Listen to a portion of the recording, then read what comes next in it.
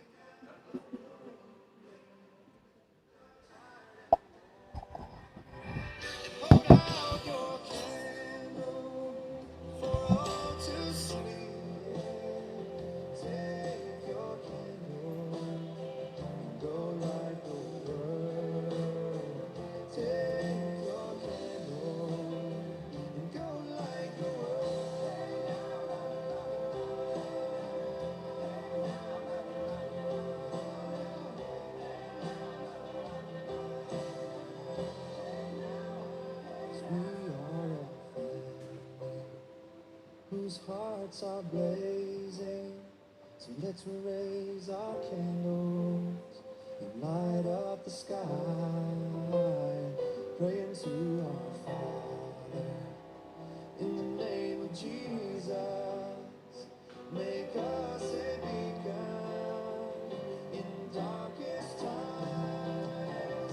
Carry your candle, run to the darkness, seek out the hopeless, deceived and cold.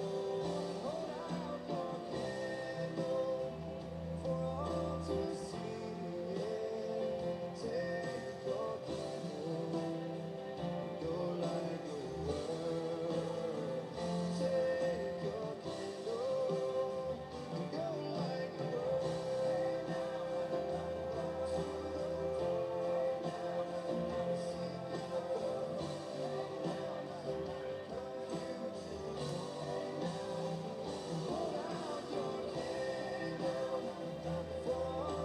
see.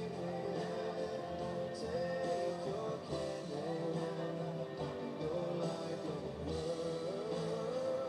Take your candle, go light the world. Take your candle,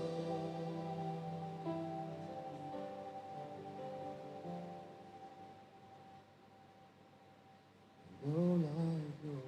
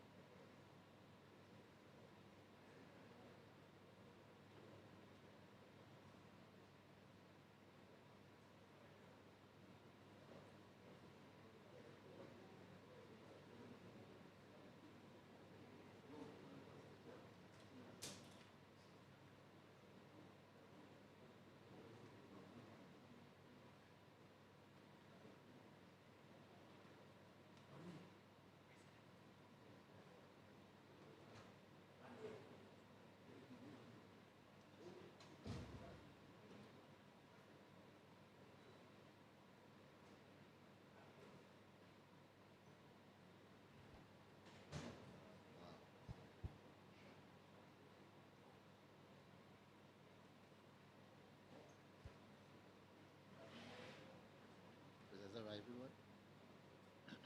The laps. We shouldn't make dingo until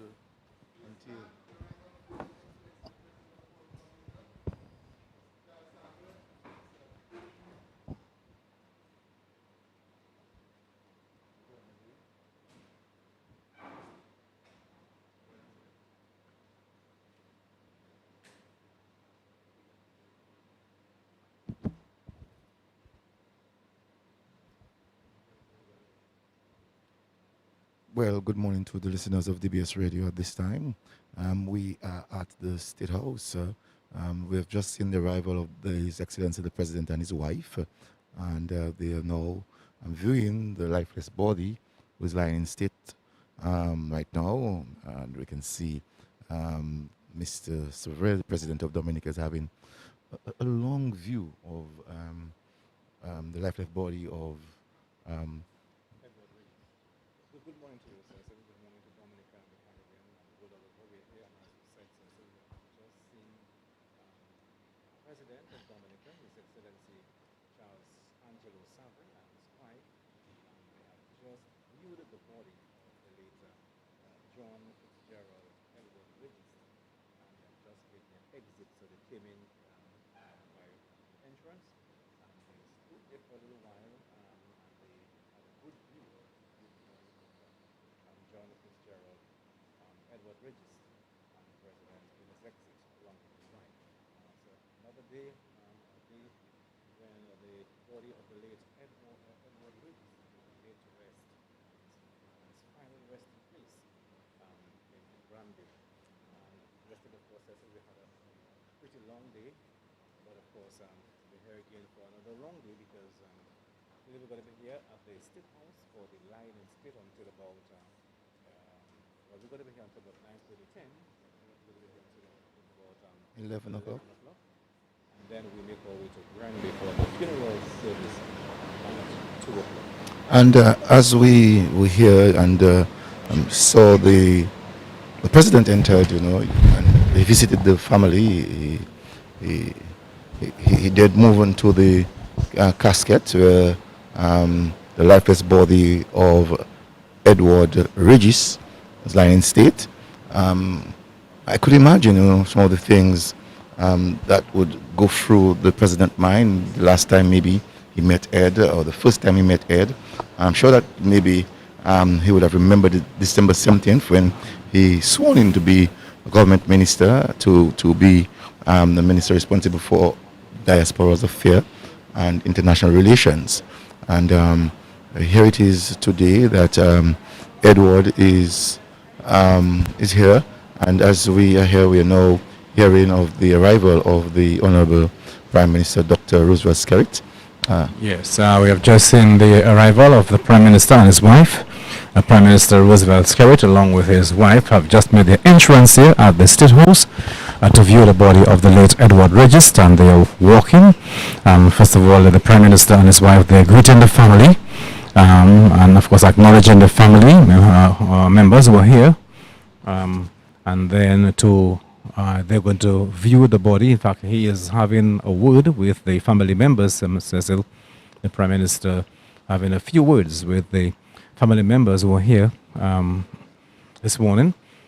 And then he's going to view the body, along with his wife, the body of the late Edward Registe. And, okay, so the Prime Minister now is making, he's heading to the casket, along with his wife, Melissa. And they are now viewing the body of the late Edward Registe. And they're standing, and they, of course, all protocols are in place, Cecil.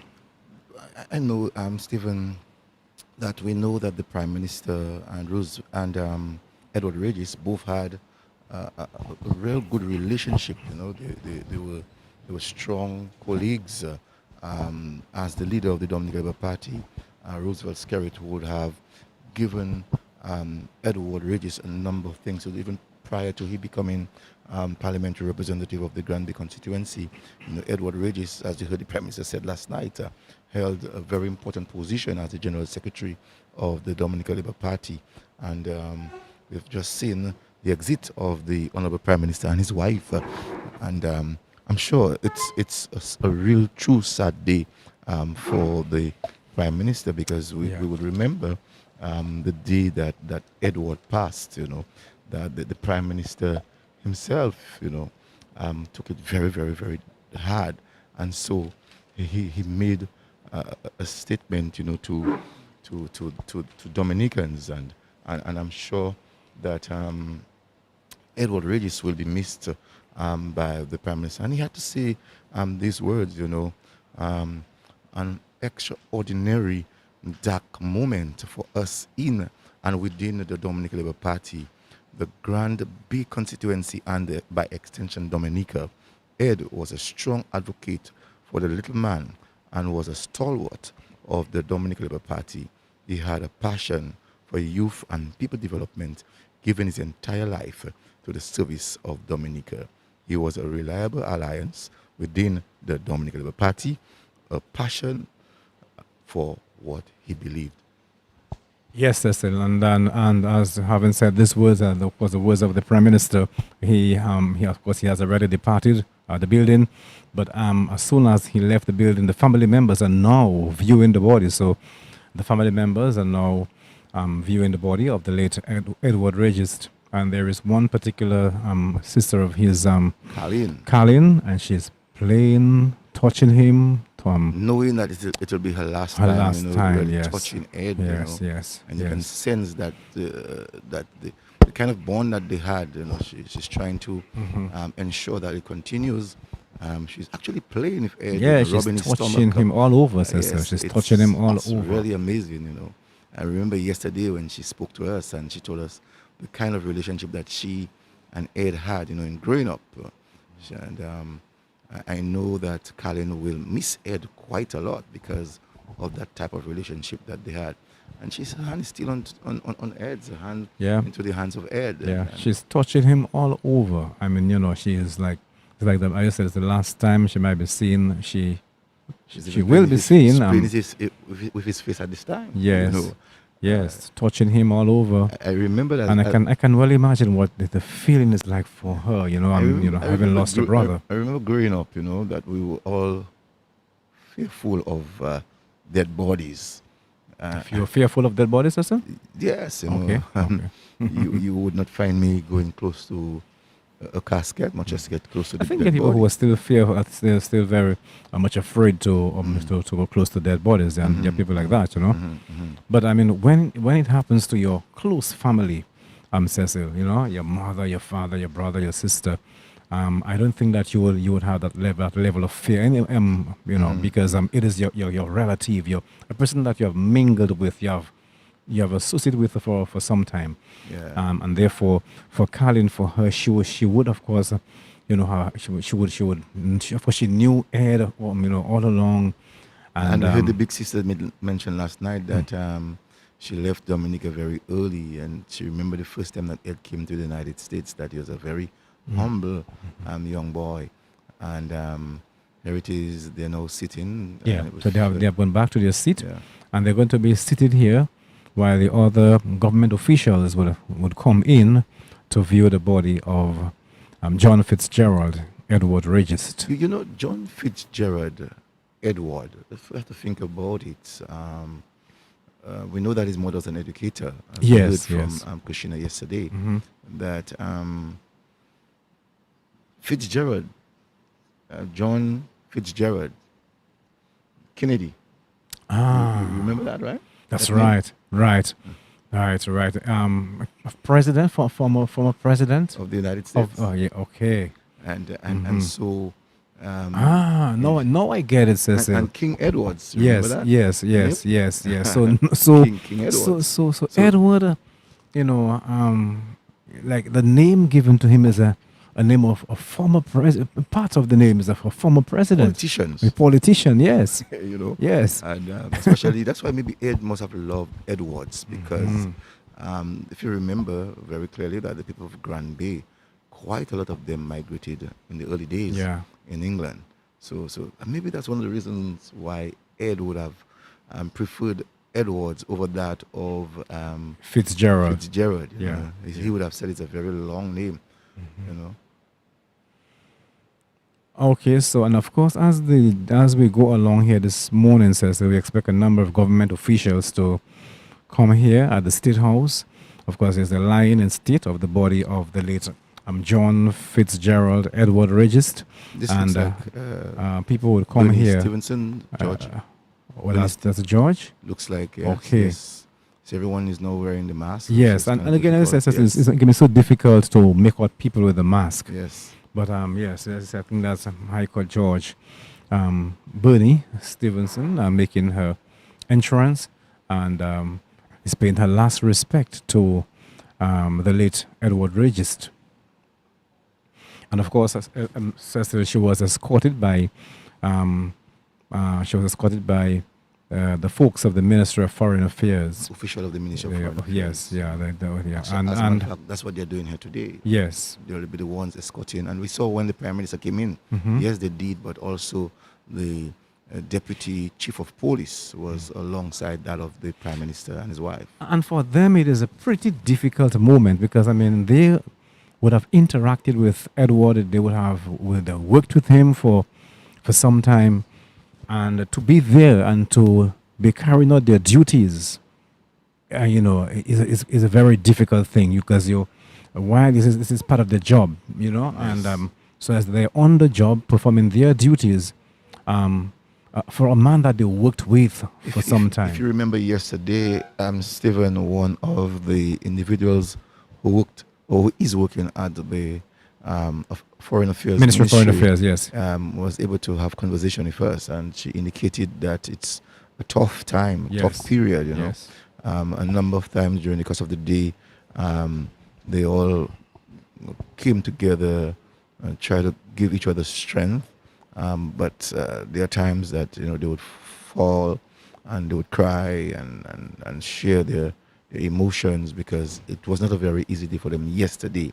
And let's hope today that it's going to be even easier for them, knowing that it's outside of knowing that it's the part of their job, but outside of their job that they would have to really remember who Edward Regis was, what he did with them, and the kind of conversation they would have had. If I know Edward very well, Edward very well, he would have had jokes with everyone in the ministry. Yes, and in fact, yesterday we saw, I think, 2 or 3 of the workers breaking down at some point in time, Cecil. Yes. And even while they were carrying out their duties, and people were coming in to view the body. You may be talking about in Mortin. In Mortin, yes. But you remember the Winter Park, when they all came Oh, to yes, view the that's body, right. and they all broke down Yes. in tears. And it wasn't a very easy moment for any of them. Yeah, And yeah. so I can well imagine, what today would be like for them. It is not an easy moment, and it's not an easy moment for the workers in that ministry, the officials of that ministry. Neither is it an easy moment for for the people of the Grand Bay constituency, Cecil, and for all Dominicans, in general.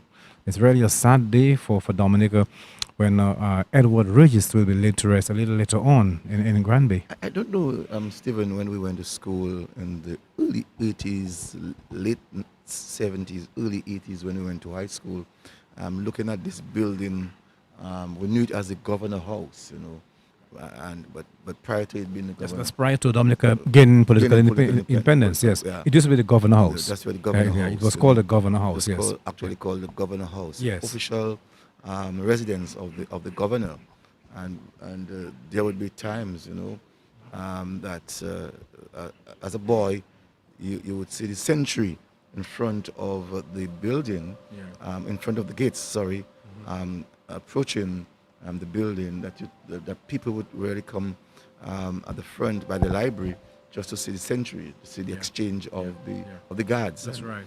And today, many years later, we are finding ourselves in the Governor House, the official residence of Which is now the governor. president's which now the president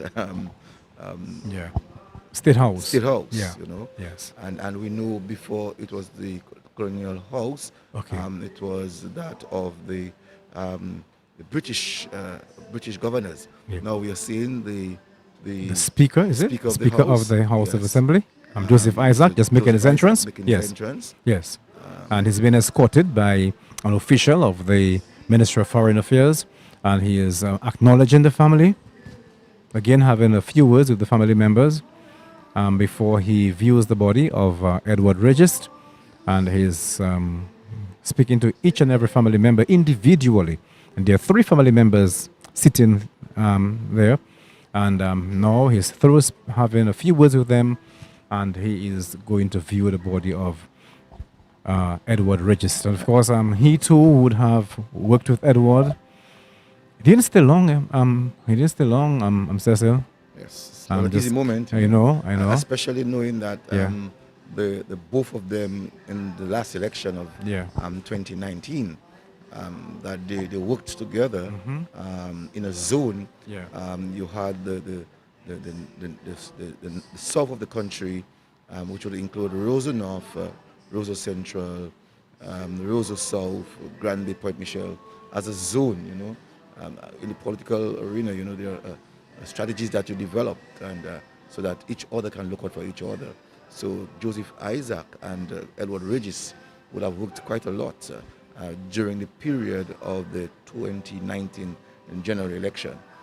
Yes, and he came and he paid his last respect and he left.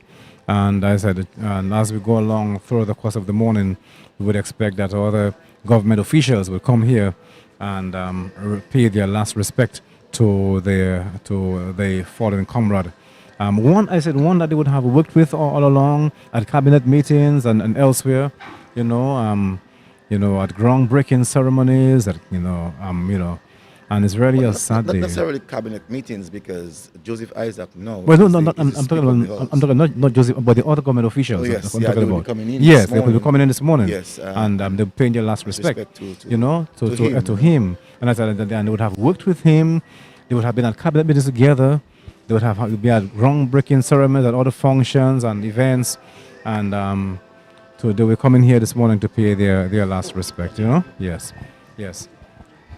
But Cecil, you were talking about the president's state house. You were given some information about the state house. Yes, I was saying that, as we said, it in the early days, also to outside of being the governor house, it was the colonial governor's residence. You know that the British themselves had their own governors. The first governor that came into Dominica by the British was on 14th of November 1770, and the first person was Sir Williams Young, who actually was in that same area, and our first governor, national, was Sir Rico Zlati, That's who right. himself was who was chief secretary of the Windward Islands way back then, and in 1955, May of 1955, that he was given the opportunity to be the deputy governor, and first of May, first of March 1967, when Dominica became an associate statehood, Sir Rico Zlati was given the position of governor. And subsequently he became also the first president, Cecil. Yes. Yes. Interim president we could when say. Dominica attained political independence. Yes, up to from November to January, Not for a very short time, though. for a very short time. Yes. And then when the president Our Fred de Gazon first president was Fred de Gazon, was- who, by the way, was elected. was a St. Lucian. Yes. Yes, and he became the first president, Fred de Gazon. Yes. Yeah. And when the independent associated constitutional crisis arrived in Dominica, Fred de Gazon went to England. Yes. And so Rico Zlati came in. He only came in for just about 2 days, on the 15th of June to the 17th. Resigned on the 17th of June. Yes. So this house, the State House, has, a lot of history, Yes. Cecil, a lot of history. And it should be known that the first governor, Sir Rico Zlati, died at the age of 88. Right now there is a change of guards, so two other officers are just taken their position at the casket. One to the head, one to the head of Edward, and the other You could say to the leg. to the feet. Yes, Yeah, yes, to the feet. yeah. You know. So they both are standing, and when you look at the officers, and they have to stand there in that position, and not making a move. The heads down. The heads down, heads bowed, hands behind the back, and they have to stand there in that position for a little while. I dare say, every 15 minutes or 20 minutes, and then another officer comes in. Never so often there is a change of guard. And they're trained. Yeah, I know. So that's the first thing that we have to understand. That Yes. sometimes some persons will feel pitiful for these people, but that's part of the duties. And they are trained. Most importantly, they are trained. Yes. And when you get into the military, it's not like getting and sitting into an office. You know, it's totally different, and you can see the training that they have gotten is now being exhibited. Yes.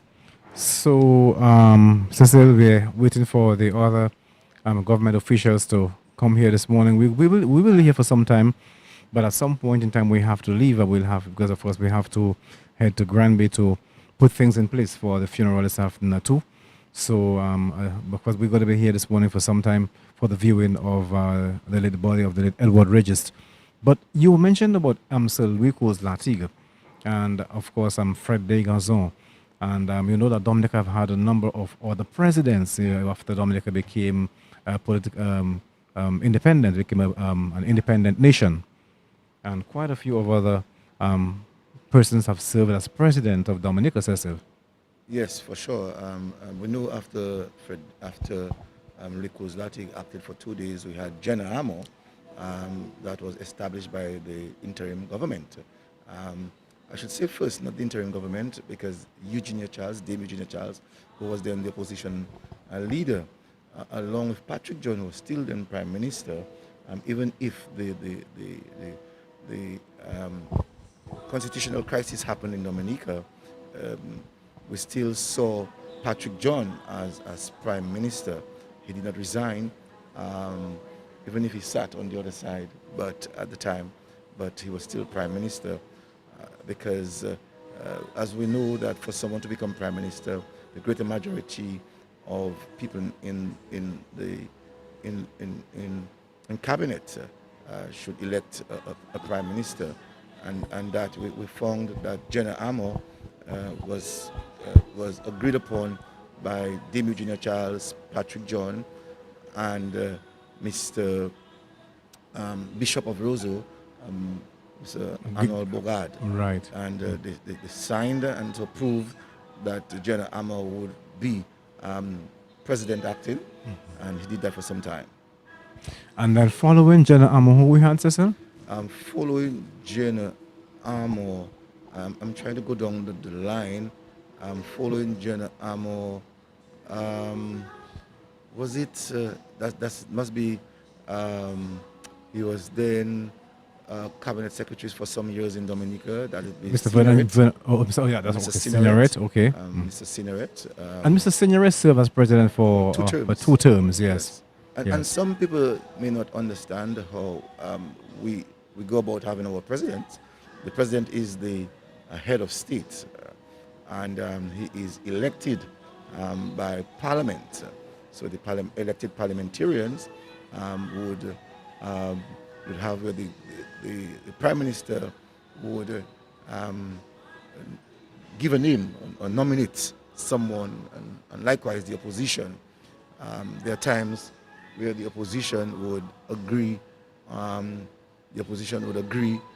With the nomination of the prime minister, and there are times that the prime minister would have to bring his nominee to the house, where they would elect a president. Yes, Cecil. And one can remember the late Clarence A. Signoret, who served as head for 2 terms, and of course he spoke ever so often on the issue of protocol. Can you remember that, Cecil? Yes. Yeah, he was one of yes. those who believed Believe in protocol. in observing the protocol. But I should Yes. say though, after Jenna Amo, actually it was Aurelius Marie. Aurelius Marie. Yes, that's right. That's right. Aurelius Marie lasted Yes. for 3 years and 297 days. He came in on the 25th of February 1980 and vacated the position, left office on the 19th of December 1983. So the first acting president, as I said, was Sir Louis Latigue, who acted for some time. Then we had I like to use the word interim president. interim president, okay. And then we had Jenna Amo. No, then we had Fred de Gazo. Fred de Gazo. Fred de Gazo did Fred 1 de year Gazo. and 14 days. Right. And then we had again Sir Louis Latigue, who came in on the 15th of June. Who acted for 1 day? Acted for 1 day, yes. one day, 2 days, I think it was the 17th. Mm-hmm. And then we had Jenna Amo. Right. Jenna Amo from the 21st of June 1979. As we're speaking, we are saying Reginald Austri, Okay. Minister for Housing, Yes, so Senior that's, Minister. that's right. So he's making his entrance here to view the body of the late Edward Regis as Honorable Reginald Austri, and he's making his entrance here to view the body of the later Edward Regis. He's a senior minister and minister for housing, right, Cecil? Yes, Minister for Housing. That's right, and And, so a very popular politician in Dominica. He comes from the north end of Dominica Cottage constituency. He has been representing since after he won election, I think in 1995 over that of Mr. Carbon. And we remember Carbon himself was another popular minister of Communication and Works, very, very popular. At one time, Dame Eugenia Charles felt, because of his commitment to her and the party, that he should have been the deputy leader, but things turned otherwise. And we are seeing now the man Reginald Austri, Minister for Housing, is visiting the lifeless body of Edward Regis. They would have worked for a Yes. number of years. Yes, Number yes. of years. Especially from since Ed was a young man involved with the Labour Party, I would assume that they were close from since that time, Mr. Joseph. That's for sure, because I worked with Reggie himself, because Reggie, quite a number of persons may not have known that Reginald would have worked at Ross University in the early days before he became the parliamentary representative for the area. Now we are seeing Rayburn Blackmore, parliamentary representative for the Maho constituency, also Minister for National Security that's and right. Home Affairs. Yeah, and Home that's- Affairs. Yes. So Honorable Rayburn Blackmore has just made his entrance and is right now viewing the body of the later Edward Regis.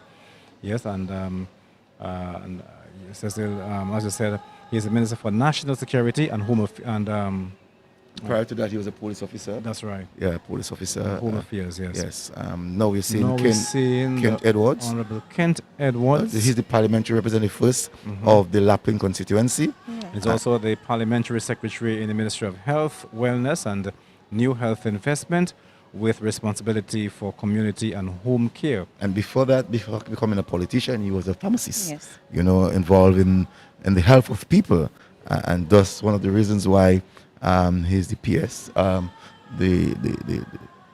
in the Ministry of Health. As we're speaking, we're seeing the permanent secretary in broadcasting, telecommunications, right, that's Gloria Joseph. Yes, and she too is acknowledging the family, having a few words with the family members, and then to view the body of Edward. Yes. Yes, and right now she is through having a few words with the family and making her way to the casket to view the body of John Fitzgerald Edward Regis. Christina, good morning to you. It's good to have you on for another Good day. morning, Stephen. Good Yes. morning to you. Good morning to Our Mr. Joseph. Good second morning day. to our listeners. Yes. And she's standing and she's having a good view, Cecil. Yes. And she's shaking her head. She's shaking her Yeah. head, yes. That means that you'd have had some kind of contact with Edward Regis in the early days, you know. She must have been around the same age of Ed, so most probably they would have been to school just about the same time. She went to the Dominica Grammar School, and Edward Regis himself went to St. Mary's Academy. Now, you mentioned as Sir Clarence Signoret, and we ended up following Sir Clarence Signoret, who served for 2 terms.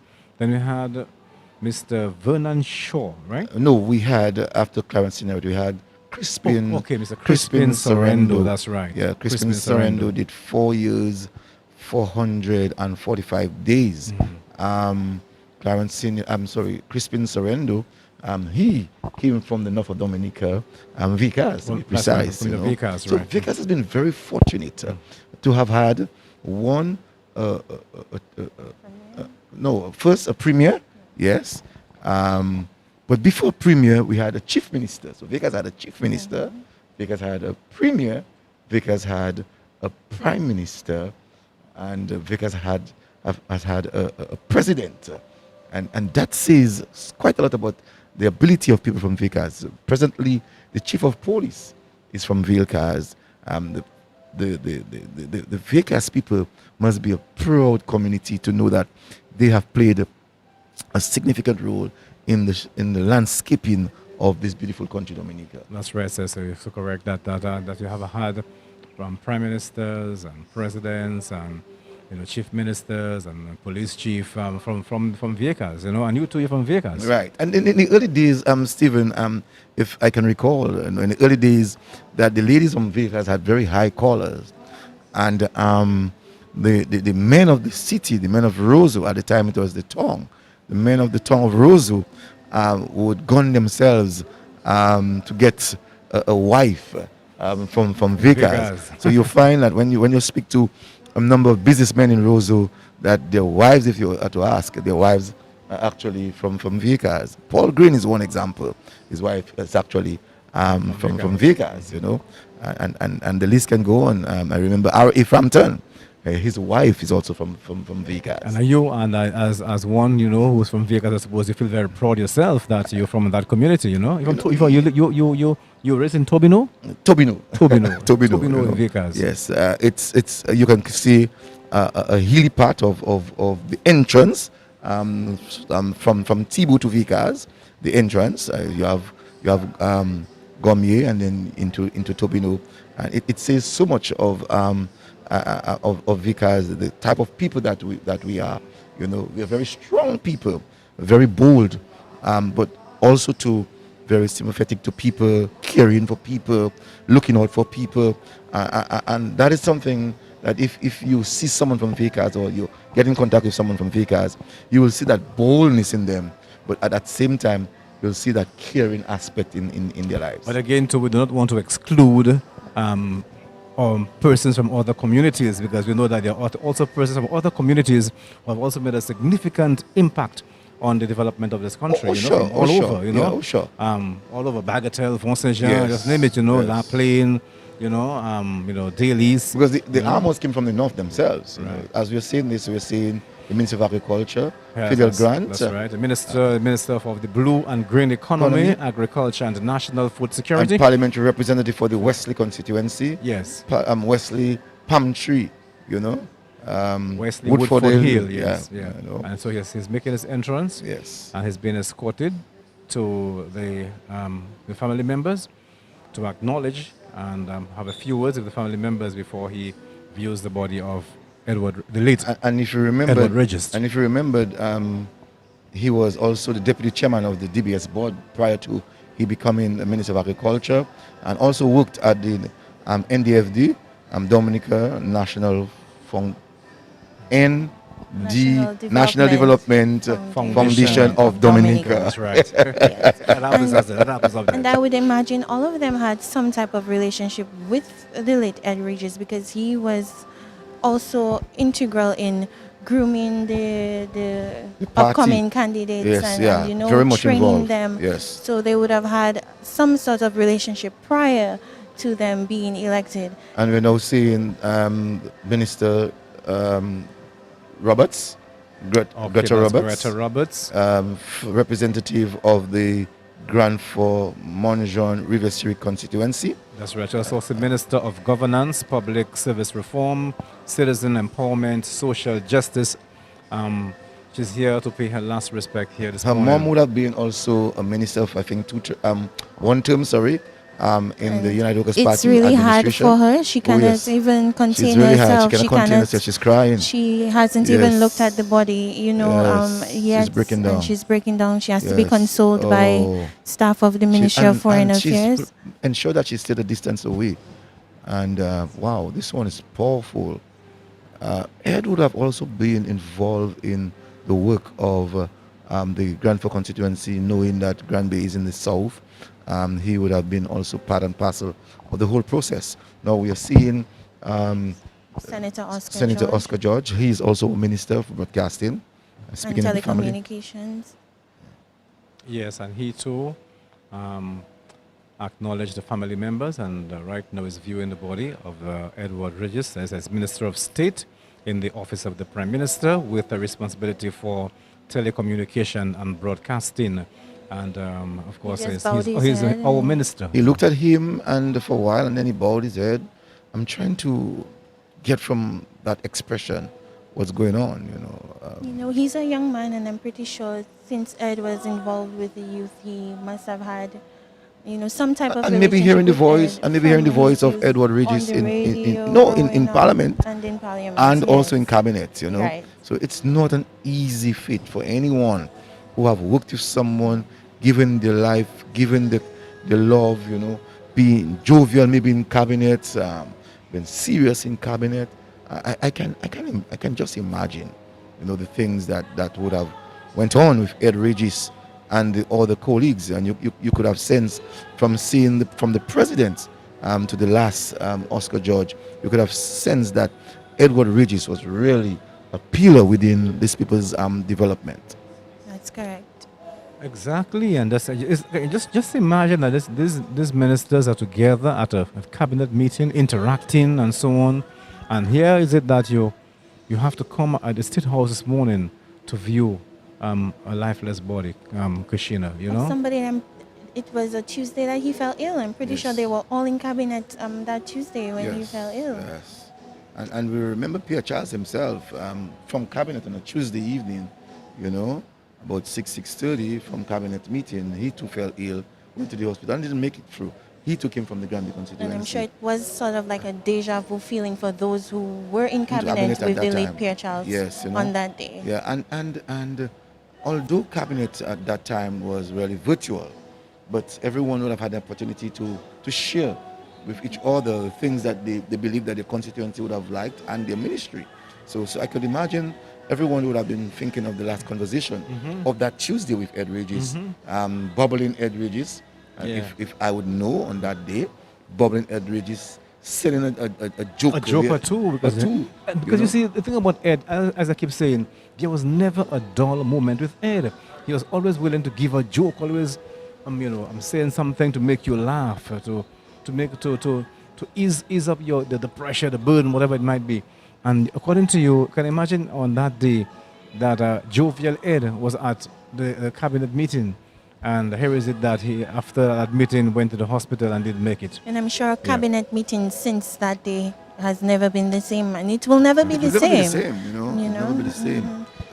Especially learning the fact that hearing from one of his friends, Andy, last night, that when Ed called him to tell him that he was at the hospital, he immediately went and looked at Ed at the accident and emergency department, and Ed is looking all right, and then they left Ed, just to overnight for observation. For observation, yes. And to find out the next morning that he did not make it. Maybe Ed was in pain, but knowing Ed Regis, He would never show he'd you never that show he it, was. knowing the Ed Regis, and there are times, that as human beings, you and I, Stephen, because we have a set plan and a set program, we are not too very well, but we're still at work to trying to ensure that it is completed. Yeah. You and I have been in management, so we understand what it is to really get to the final aspect of your program or your plan. Yeah. And so it could have been also Ed's plan, because on that same set day, you remember that Ed wanted to have had a meeting, a Zoom meeting on the issue of the diaspora. As we speak, we see two other officers just making their entrance, which means that they're going to be having a change of guard. So these two officers who were standing near the coffin will be making their exit, while the two others will be taking their post. But Cecil, you mentioned about Crispian Sorrento from Vickers. Yes, and then we had Vernon Shaw. That's right, yes. Vernon Shaw. Yes. Vernon Shaw also was permanent secretary, cabinet secretary. Yes, he was permanent secretary, but also was cabinet secretary once upon a time. Yes. In the administration of governance in Dominica. And Vernon Shaw also was chairman of DBS board. And from chairman of DBS board, we know that he was already on retirement when he was chairman of DBS board, and then eventually he became president of Dominica. As we are talking, we are seeing the parliamentary representative for the Kalinago territory, Salibia constituency, Kozia Frederick. Yes, and we see Honorable Kozia Frederick making his entrance. He is Minister of the Environment, Rural Modernization and Kalinago Upliftment. And he's making his entrance at the State House to view the body of the late Edward Registe.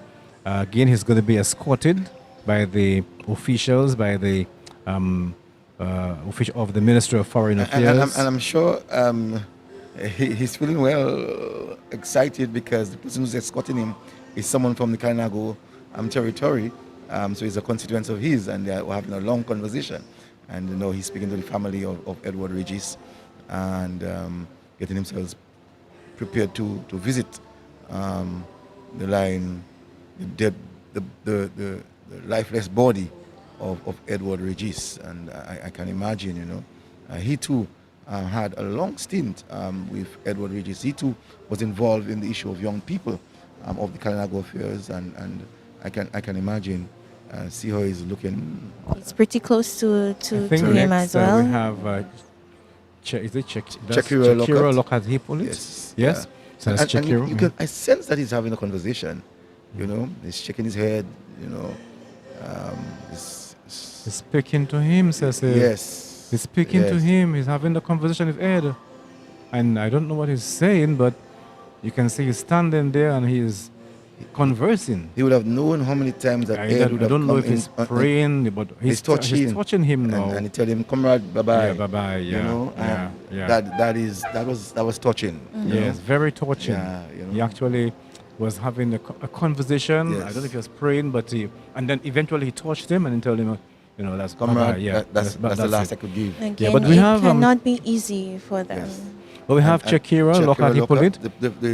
The She's parliamentary the- representative right. of the Roseau Roseau South South. constituency. She's She too always- would have worked very closely with Ed, because, as I said earlier on, in that zone, the Roseau South constituency, Granby, Point Michel, Soufriere, all of this was in one zone, and she would have worked, and Ed would have worked quite closely with her on her political platform, convincing people why she's the better candidate, and she must be at this time really in pain, really having to look at the lifeless body of Edward Registe. Yes, indeed. And she is also the Parliamentary Secretary in the Ministry of Tourism, International Transport and Maritime Initiatives, with a special responsibility for air and seaport operations. And she's having a long Yeah, conversation. she's saying something. Yes, Yeah, and she's actually living now. Yeah. And Next, we have Minister for Education, Octavia Alfred, and she's conversing with the family members as well. And Octavia Alfred is the parliamentary representative for the Cassibus constituency, to include that of Tranto, Morpo, Pidit Savan, No, not Peter Savannah, Peter Soufriere. Peter Soufriere. That's right. Yeah, Peter Soufriere. So many times we've seen Pidit Savan, Pidit Yeah, Soufriere. Peter Soufriere. Yeah, so Saint-Sauveur, Tranto, Morpo, Deepa, Peter Soufriere, Good Hope. And She just broke down? She broke Yeah, down. yeah. Yes, it's not an easy moment, I can tell you, because Ed played a role in every one of these people campaign and their lives, And now we're seeing the parliamentary representative for the Paybush constituency, and that is Rosalind Paul.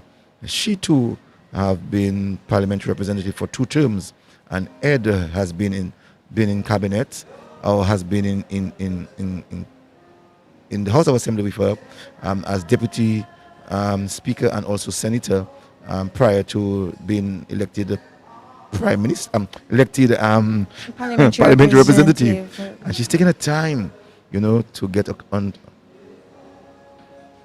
And she And just she's, broke of down course, as well. she's the Minister for Sports, Culture, and Community Development. And right now, she's standing next to the casket. And she couldn't take it. And I know she cannot take this yeah, one. And she's Yes, yeah. making an exit. Yes. Oh my God, this is. But another minister is making her entrance. And Addis King. Dr. Dr. Dr. King. Dr. Addis Addis King. King. She's Yes. She's Minister of Youth Development and Empowerment, and she's also Minister for Youth at Risk, Gender Affairs, Senior Security, and Dominicans with Disabilities. and would be she- parliamentary representative for the Saint Joseph. St. Joseph constituency, That's to right. include that of Miro, Layu, Layu Park, Bells, very huge constituency. She's through having acknowledging the family. And she's showing me that she's almost scared to visit the body of Edward Registe. Let's see how she'll take this one. She's standing next to the casket and she's having a good view. And Because yes, she was one of the last people to speak with Ed, as she told us on DBS the day of his death. When we were speaking to her, she said that she had to tell him to rest because he really wanted to get back to his constituency. and she's standing there for some time, Cecil. Yes. Okay. And And as you heard Vince Henderson mention yesterday, that when he agreed to run for the Labour Party in 1999, that Ed Regis and some of his folks from St. Joseph, from Granby, were able to come down to St. Joseph to beat the drums and to have a good time with them in St. Joseph prior to the election date. And so Ed has this close affinity to the St. Joseph people, and knowing the kind of cultural heartbeat that is in St. Joseph, also that in Granby. So you would have seen that St. Joseph and Granby having this close affinity in getting things together. And so you could have seen here today, this morning, Alice King really saying on to Edward Regis, saying something going through her mind. And maybe saying, comrade, I'll see you in heaven sometime. We can, the campaign trail when elections come around will never be the same because the voice of Ed will not be there. He's everybody looked forward to him screaming out Labour. Yes. And getting the crowd ready for whatever it was, whoever it was that was coming on. I can tell you that Ed, whenever there's a meeting, you know that you'd have heard the voice of Ed. Even when he was the parliament, even when he went up for the Granby constituency, he was still used in various parts to cheer various meetings. And when you hear Ed, you know that long Labour, would come in. And so that was a mark of Edward Regis. And I'm sure maybe there's some way that the Labour Party can maybe have that voice. There's many recordings that they could have the voice of Ed live on. I like that. You know why I like that. Now there's COVID, and when you looked at the IPL, an empty stadium, but you'd see that there are thousands, hundreds of thousands of people in the stadium, because of the recordings that they have had. And yes, who knows? Maybe we're not so sure as to how long COVID is going to stay with us, but who knows that you might have the need to use the voice of Edward Regis to see Labour, and so let's see what time says, Right. So we were on Vernon Shaw. Vernon Shaw, who served as president of Dominica for 4 years. For 4 years and 360 days. Yes. We would remember that he became president of Dominica on the 6th of October 1998 under the United Workers' Party. It should have been said too that in 1993, when Crispin Sorrento became president, he was president for 2 terms. It looks like one from the 25th of October 1993 to the 5th of October 1998. He was placed in by the Dominica Freedom Party, and Clarence Sineret in 1983 to 1993 by the Freedom Party. And we would have known also right after Vernon Shaw, our 6th president was Nicholas Liverpool, a man from the South, a man That's from right. Granby, Yes. a man that made Dominica proud, a man who was an international figure, Vernon Shaw. No, that's on the Nicholas Pierre Liverpool. Oh, you mean Vernon Shaw? Yes. Okay. No, Liverpool. No, that's what I'm saying. Nicholas Liverpool. From Granby. Yes, when Pierre Charles was Prime Minister of Dominica, he gave him the opportunity to serve as President of Dominica. He was a lawyer by profession, and he served for 2 terms as well. he served for two He terms. did not complete Yes. He did not complete his his second second term due to term, illness. Is Yeah, that due to correct? illness, yeah. So Yes. he served some 8 years, 352 days by the Dominica Labour Party. He was elected by the Dominica Labour Party, and words cannot describe the kind of work that Vernon will ensure deed alongside that of Pierre Charles. We have in our Well, hands. as you were speaking, Yes. Cecil, It's amazing, eh? Yes, as you were speaking, Uh-huh. that's the proprietors of, I think, Genterest. Genterest brought us Yes. 3 bottles Bottles of of water. water. But the label on the water complements Genterest. Honorable and, John Fitzgerald. Yes, and Edwards. there is a picture of Edward Registe on the label. And as you're saying this, And, sorry, as you're yes. saying this, you're saying the Minister of Health, Yes. Mr. Dr. Dr. Irving. Irving McIntyre, Right. parliamentary representative for the Trafalgar constituency, to include that of Mont Prosper, Luda, Morton Weaven. Yes, Dr. Irvin McIntyre, who is Minister for Health, Wellness and New Health Investment, and he is just through visiting the body of Edward Registe and has made his exit. Did that very short Yes, and before of course. before he could break down emotionally. Yes, and I would wonder that And I just there said- are a couple of doctors Yes. within the government. Yes. I cannot help but wonder if they maybe would think, is there a sign that they may be missed as a medical professional? I wonder if they ever thought of something like that. But Not you necessarily miss it. It's not necessarily, as we said earlier on. If Edward Regis has never shown to anyone that he's sick, I know Edward Regis is hypertensive, but you would never know. I can't ever recall seeing Edward taking a tablet. You know what I'm saying? I know sometimes Edward would complain about his right foot. That's just about it. You know, I don't know if it's, I'm not so sure, but you just complain about his right foot. But nothing serious. He complained, but he continued doing what he has to do. So maybe on that said day, you know, Something went wrong. something went wrong. But Cecil, I want to come back to the bottle of the water, because this is spring water. But I like what she did in terms of the labeling, because she replaced the label of the water with something with a label of Edward Regis, and it has a And there are picture two of Edward. designs. Two designs, and then it's written Honorable John Fitzgerald Edward Regis, June 16, 1971 to September 1, 2001. And it's written compliments Gentle Rest. 2021. That is amazing. Eh? Yes. And it actually says that it's bottled by Josephine Gabriel and Right. company. So, So they at least they may give them have- credit. They give them the credit. may Credit, have, yes. yes. It's bottled by Josephine Gabriel, yes. And, But- and also to So just she- look at she- this one. yes, This so- one has the national flag. Yes. Alongside the patriot Dominican Mm-hmm. Edward Regis. It says sunrise at 16 June 1971, sunset 1st September 2021. That's a souvenir you can keep home. Yes, Cecil, you know? for sure. You know, that's I will drink the water, but I'll keep the bottle. yes, a souvenir. And I can imagine if something you can keep home to remember Edward. I can Regis. imagine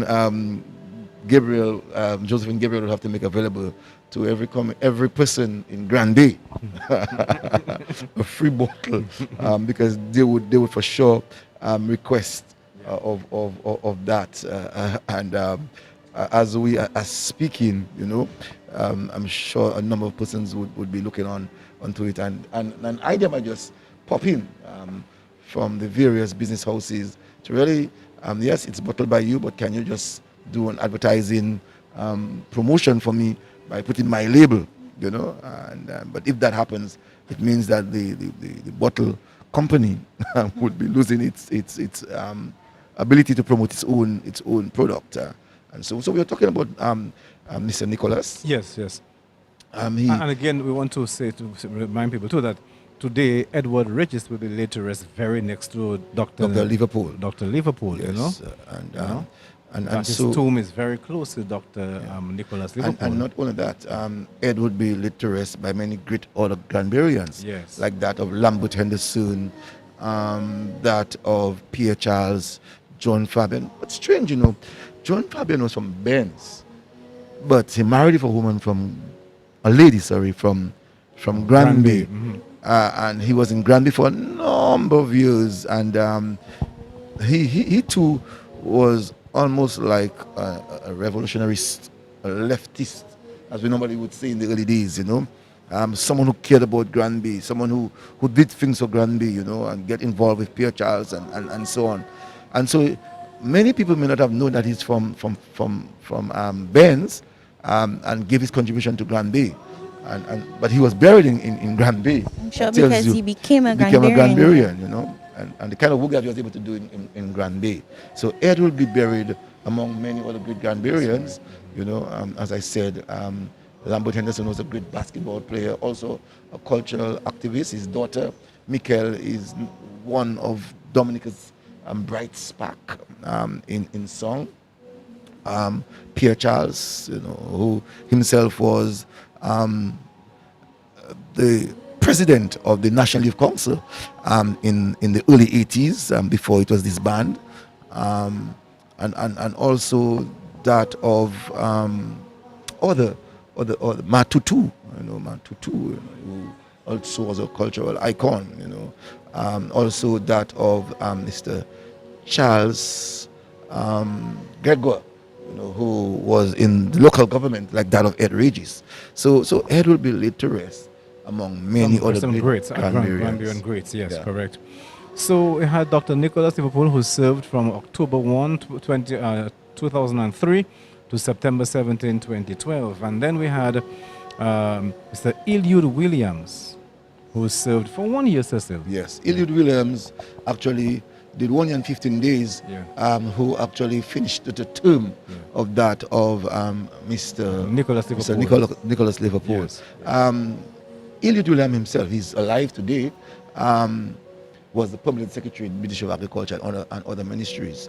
I served on the board of the Dominican Port Authority with Eliud Williams, and I can tell you, learns quite a lot. Bright man, bright spark of Dominica, and that is Lauren Barnes. Yeah, Yes, Roberts, and Yes. Lauren and Ed are bosomed. They are of the same type, same cloth, I would say. They speak their mind, very much involved in the community. Lauren played netball for Dominica. She went to Convent High School. And Lauren, I just want to see her expression viewing Ed. She stayed she's distance away, staring at Ed. Yes, and she's standing there. And she just And- bowed her head, you know. Just maybe we can only imagine what is going through her mind right now. And she's exiting. And she's making her exit now, having viewed the body of.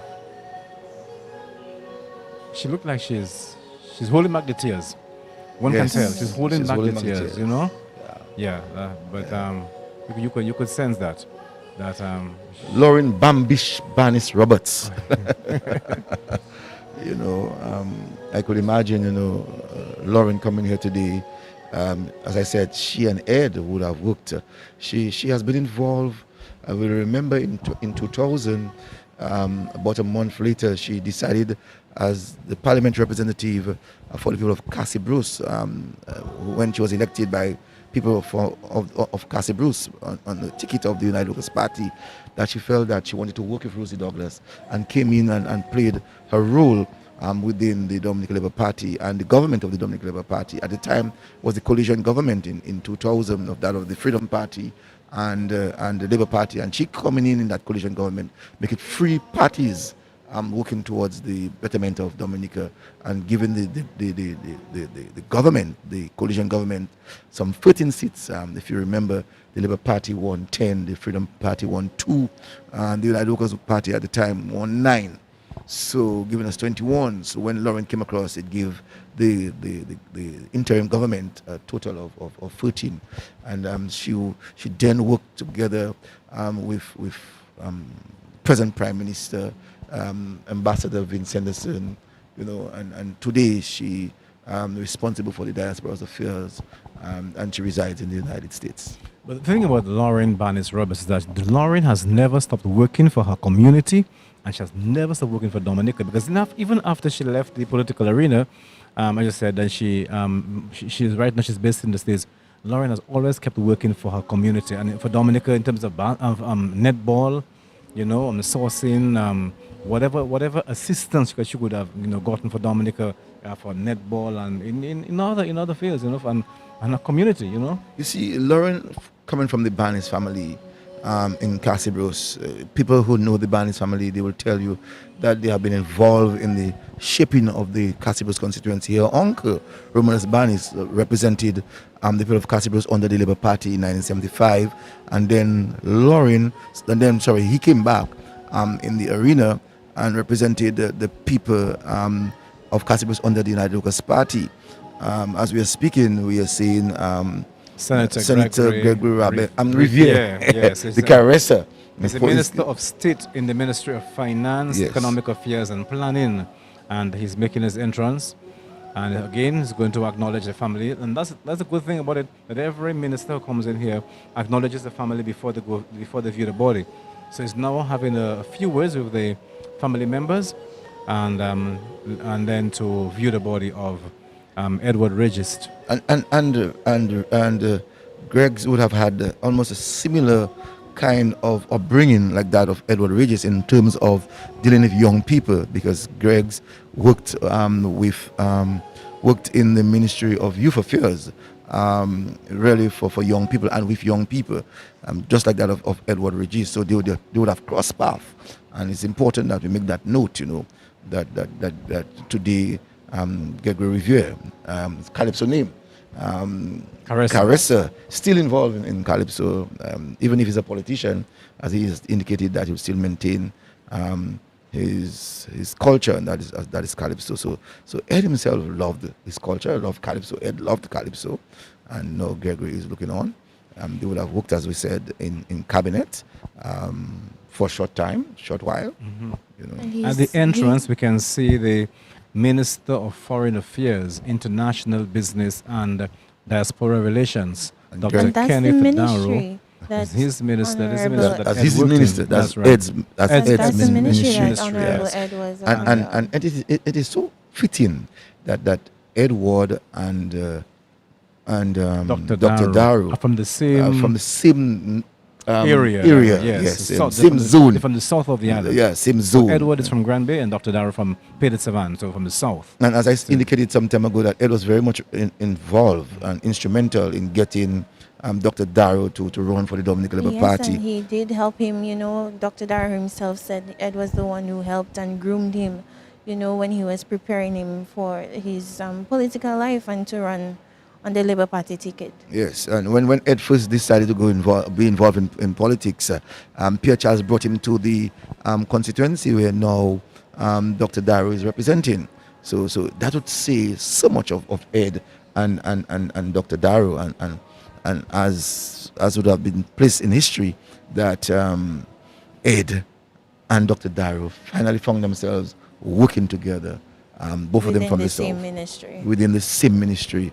And that says quite a lot. And history will have that for tomorrow, for our children to know that Ed brought him into the political arena. Now Dr. Darrow is visiting the lifeless body of Edward Regis. He removed his shades and he's having a good view of the late Edward Registe. Yeah. Maybe disbelief. I wouldn't say that. I think he's just having his moment here with Ed.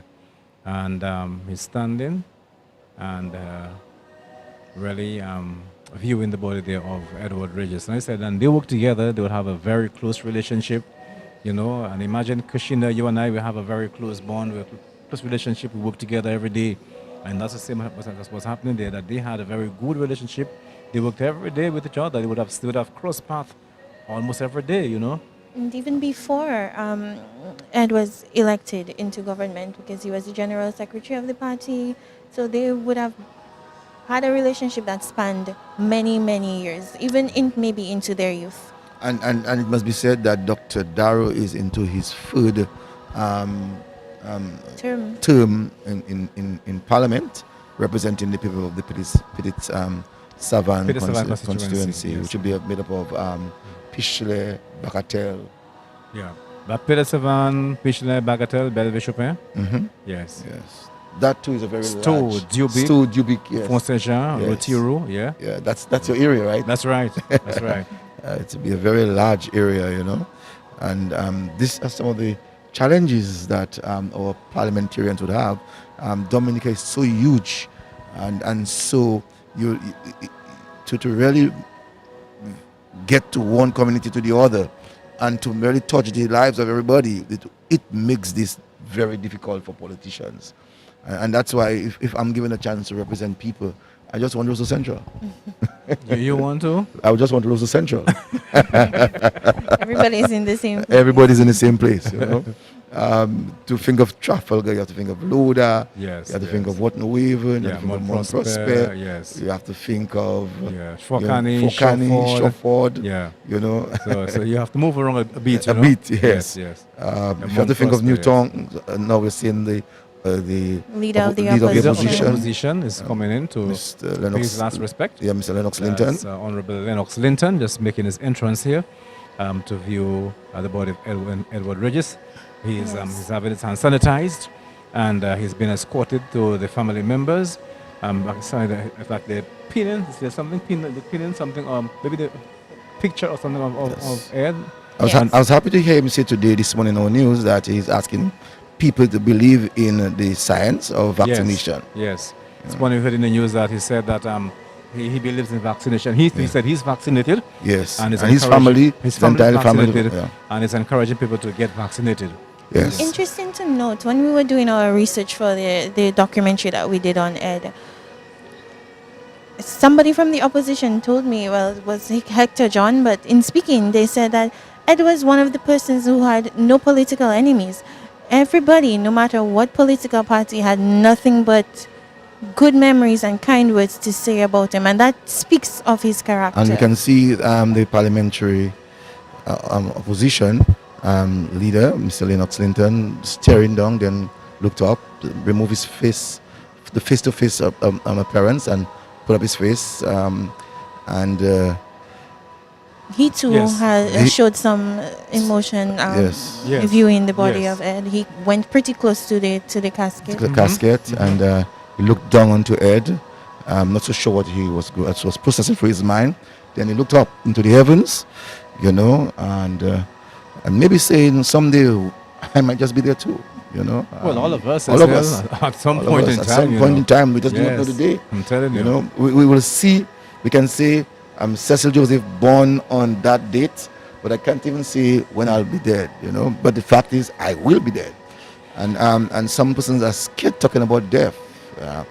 We heard quite a number of people yesterday. Someone read a poem and said, I'm trying to remember who it was, but making you understand what death is. Death is like equal to that of life, and death is another journey. You know, I'm trying to remember yesterday. Stephen, at the Somebody read a poem, and I can't remember who, but yes, the person was saying that it's a journey. yes, Yes. and So we had the leader of the opposition and the MP, the member of parliament for Marigot, Marigot. who came in. I said he acknowledged the family, and he had paid his last respect. Had a good view of Edward Regis, and we would know and prior made to his exit. I will know prior to he becoming involved in politics that he worked for the Dominica Coconut Product or the Dominica Colgate and Palmolive, DCP. He's also, for a he was, number he of was years. also a broadcaster, Cecil. He Also also a worked, broadcaster. also worked With at CB. with Canada News for Yes. some time. Also at DBS, I think. Yes, for he worked some at time. DBS for some So time. he worked at DBS for some time, worked Yes. at Canada News, and worked at DCP. So He was you know, also a teacher. former I national remember when I went to the Rosa Girls School. His mother was the principal of the Rosa Girls School at the time, Mrs. Linton, and he worked as a teacher.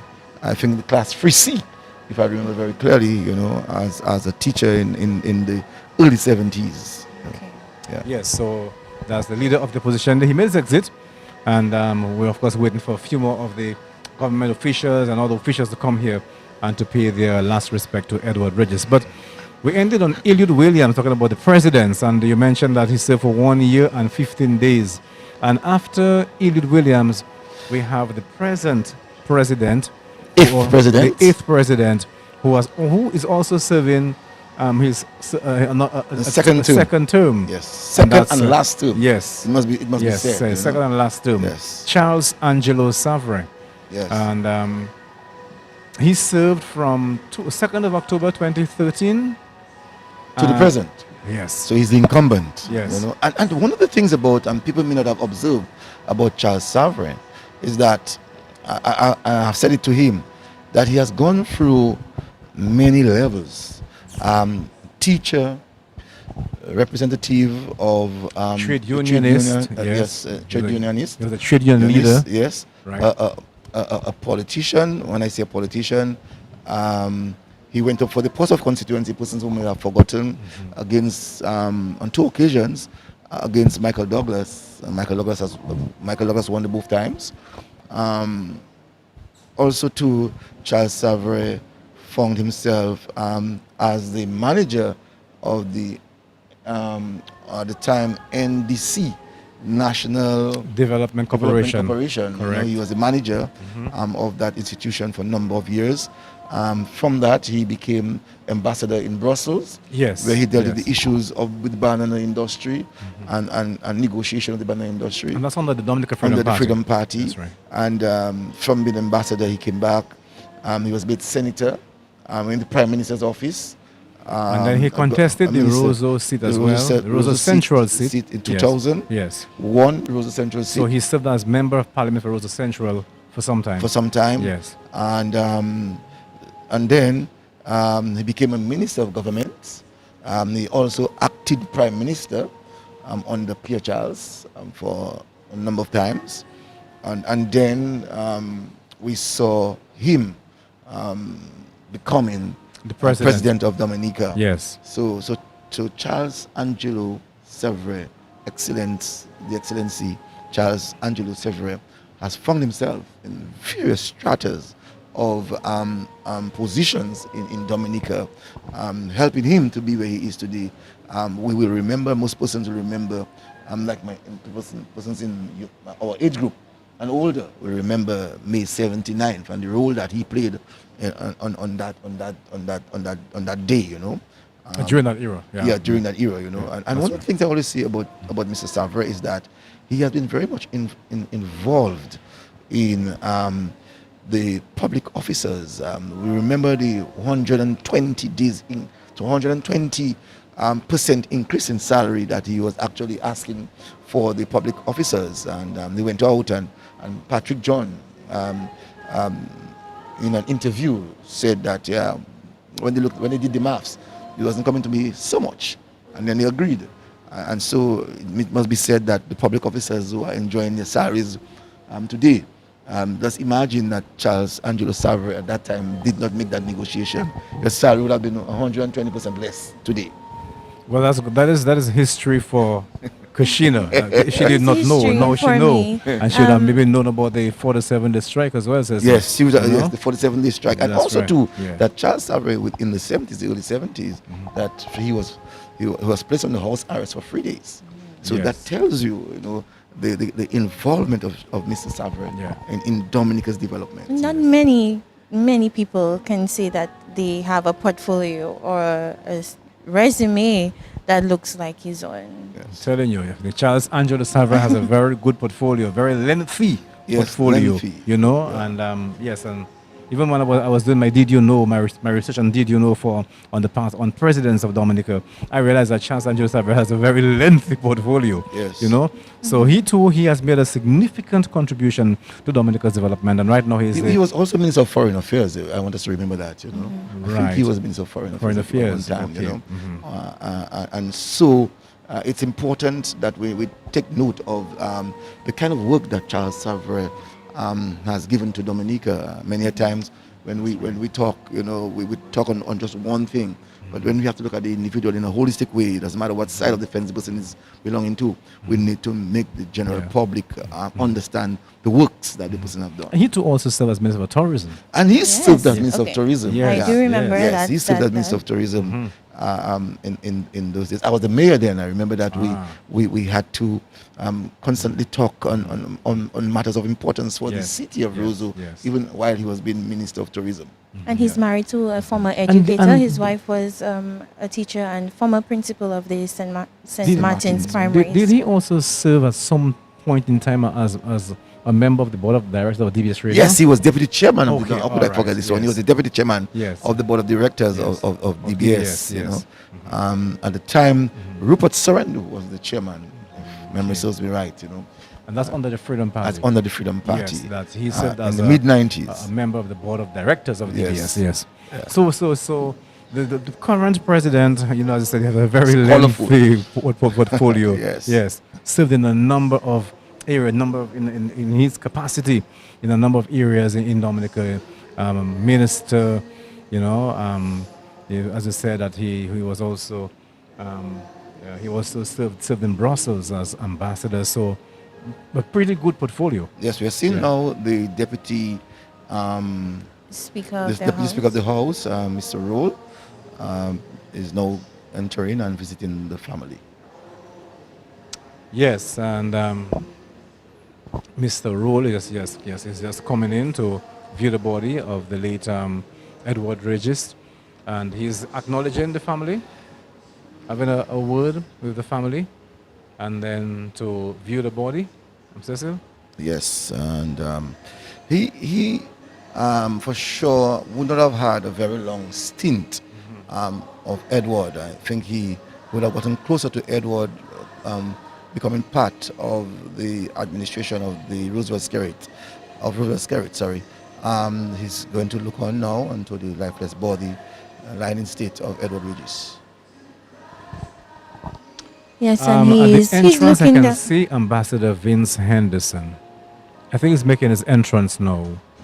That's him? Is that him? Yes. But before that, I think Shana was talking about Senator He's Rowe. looking down at him. He looked down at him, and then he put his head down. You know, he we don't know if he's saying a prayer or something, but he's been standing there for a little while. No, he was saying a prayer. Yes. Because Yeah. you would know the Catholics, you know, and when They made the sign of the when cross. they're through doing the prayer, they would make the sign of the cross. So he made the sign of the And cross. he made the sign of the cross, you know. And now Ambassador Vince Henderson, again, is having a few words with the family members. And then and of course, we met him yesterday in Grand Bay, Cecil. And he, Yes. of course, a little later on, he'll be back in Grand Bay for the funeral. And he is making his way. He's been escorted to the casket to view the body of. And he too would have Edward had a Regis. very long relationship with the late Edward Regis, going back all the way into the National Youth- 90s with National the Youth National Council. Youth. Yes, when he was in the Western District, when we were scouting for young men and women to be part and parcel of the youth movements and to set up organizations for young people. And so in the 90s, Vince would have been part and parcel, people like Henny Parilon from Collier and right now parliamentary representative for the Salisbury constituency, Hector John.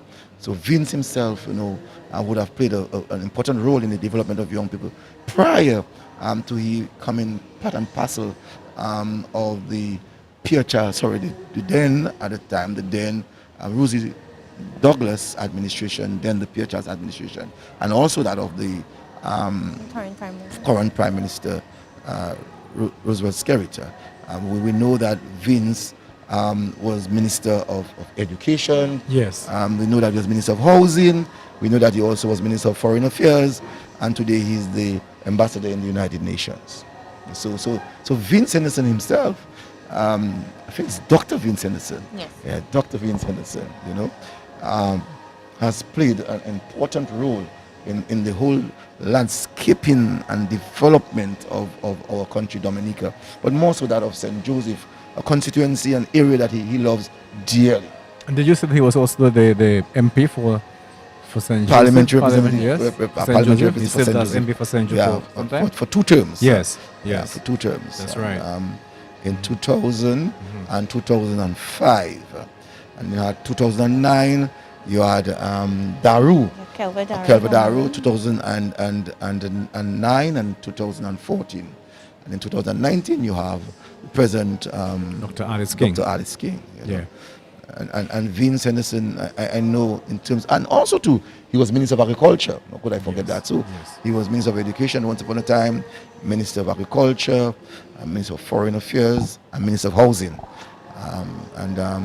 He played, a significant role, significant development role in the landscaping of Dominica. So, Cecil, quite a number of government ministers have come here this morning. They have come here to pay their last respect to the late Edward Registe. We saw the Speaker of the House of Assembly, Joseph Isaac. We saw the Leader of the Opposition, Honorable Lennox Linton. We saw Honorable Kent Edwards, Honorable Shakira Lockhart Hippolyte, Senator Gregory Caressa Riviere, Senator Oscar George, Honorable Octavia Alfred, Honorable Rosalind Paul, Dr. Irvin McIntyre, Honorable Cozier Frederick, Honorable Greta Roberts, Honorable Dr. Addis King, also Honorable Fidel Grant, and Honorable Dr. Kenneth Daru. So quite a number And also of them. too, we saw Senator Rule, Senator Rule as well. and the Speaker yes. of the House. That's right, yes. So they all have come here this morning. And the Prime Minister, of course, Prime Minister Roosevelt Skerrit was, and the President. and the Resident and the George, Resident George, yes. yeah, Bernie So Stevenson. that's right. So they've all The paid their Permanent respect. Secretary Yes. Gloria Joseph also passed That's right. away. That's right. So quite a number of people have already come to pay their last respect to Edward Registe. This afternoon, Cecil, there's the state funeral from 2 o'clock. And we of course, we will bring in listeners' live coverage of the state funeral from 2 o'clock from the grounds of the St. Patrick Church grounds this afternoon. Last evening, there was the vigil. And I must say it was well done. I mean, Well organized. Well organized. There were not many people again because of the protocol and the COVID-19. Towards the end, Cecil, we saw the Sakis Lapokabwit, and they made an entrance. They made the persons felt. We know that Ed has loved his Lapokabwit, and love his of course, Sakis is a Lapokabwit from Granby. And I think all in all, that last evening, the vigil was properly organized. As I said to you yesterday, I would have been surprised if a Lapo Kabut would not have come in at a particular time. Yeah. And when I saw that, I'm like, yes, Ed is happy at this time. Because Ed, whenever a Lapo Kabut would have played, you would have seen Ed with his hands in the air and jumping. I mean, Ed loved his Lapo Kabut, and that's why you could have all the carnival band in Roseau, the best of carnival bands in Roseau. Ed would ensure that he would have taken his carnival in Granby. And it also speaks to the fact that he was a community man. They knew that was something that he liked, and they brought it out last Yes, night. yes. And I wouldn't be surprised too tonight, this afternoon, when his body is going to be laid down in his tomb for his final resting place, that they too will come there.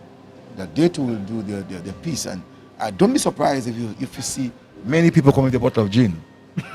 Don't be surprised. I can guarantee you that much, because that was Ed's One of his favorite drink. his favorite drink. Yeah, wherever you go, Ed will not drink anything else. If you think that you wouldn't bring a gin for him, he would bring his gin. Quite a few people that we spoke to yesterday made mention Yes. of the fact that he liked gin. But again, And remember, I can't, you remember Cleo? What Cleo said? That nice. A man cannot stand on one foot. Give me another one. And the way Cleo was able to do that last night, the way she was able to express, talking about he taking his gene and not wanting to have only one, but having a second one. And how she describe it? His thing? Did she say his thing? yeah, I think she said something like, He love his thing? he will love, yeah, something to that effect. Yes. Yes. And last night was good. Yes, the vigil. I thought the vigil was properly organized. There was a eulogy by Mr. Willie Favrier, well presented too by Mr. Willie Favrier, who I think he gave a rundown of what Ed did in the community, and I didn't even realize that Ed was to travel to Martinique and Guadeloupe Well, on the French islands no, to well, organize. I know of that quite a lot. Okay. Myself and Ed, when I was the mayor, I used to go to Martinique very often, and I met with a guy called Mr. Maurice Inimod, and Mr. Inimod, who himself wanted to run for mayor in the community of Set Esprit.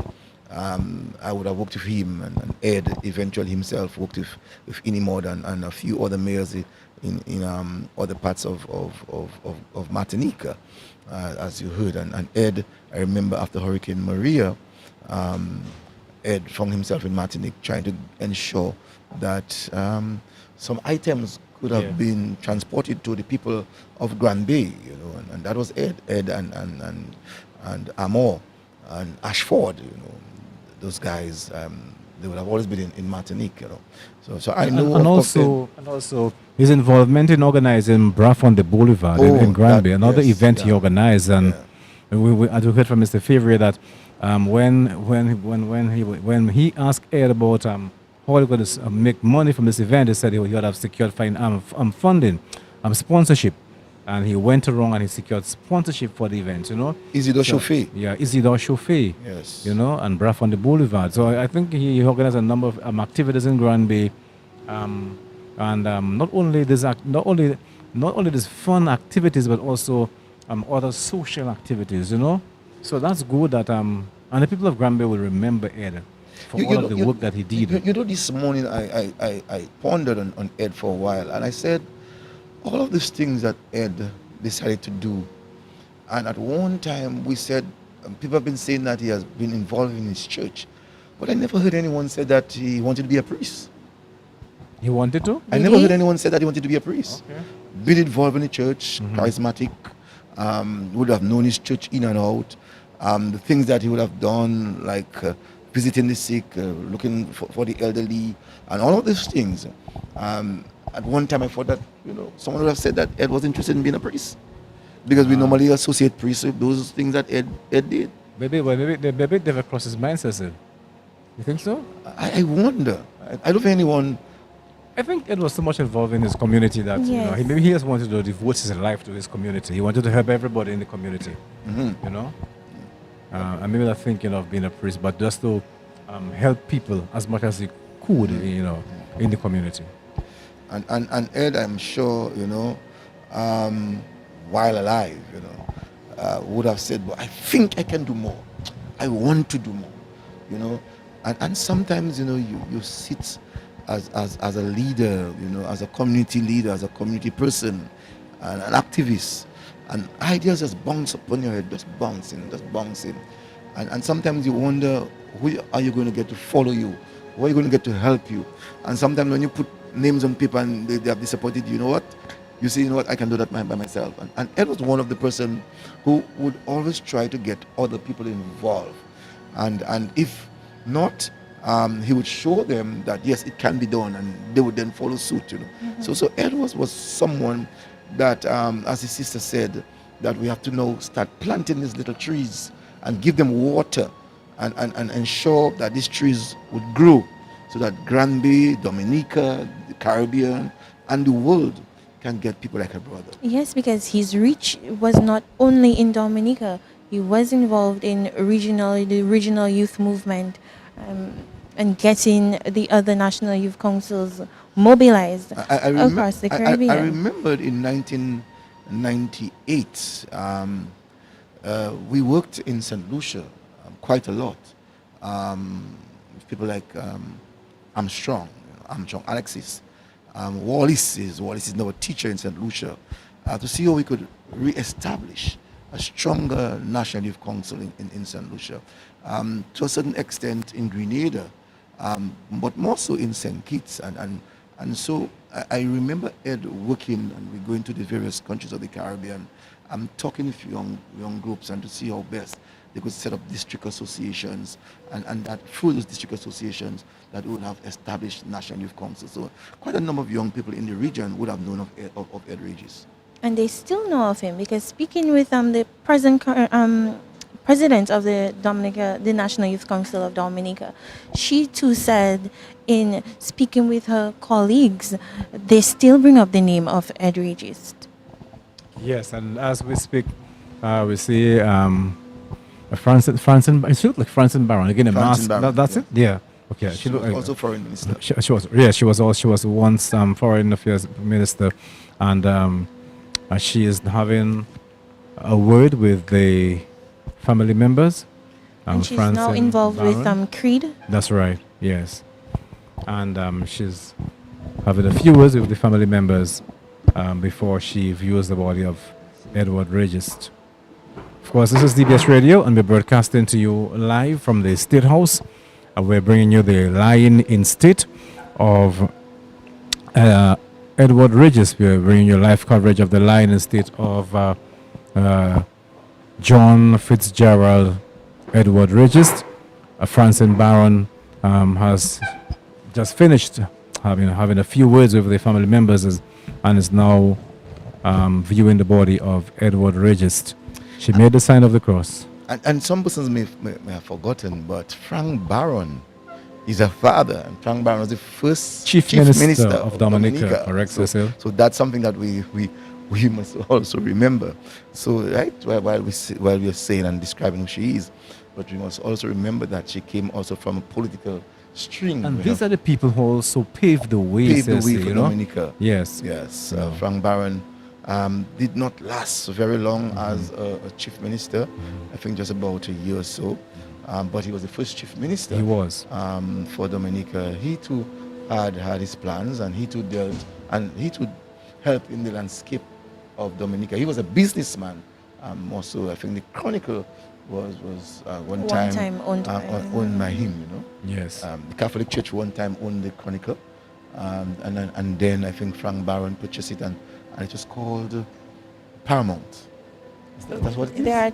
It's two different companies. Okay. Paramount is his printing company, still owned by the family, but they sold the Chronicle newspaper a few years ago. I think it was maybe in 2014, thereabout. Yes. So, and Cecil, would the late Patrick John would have worked with Frank Barron?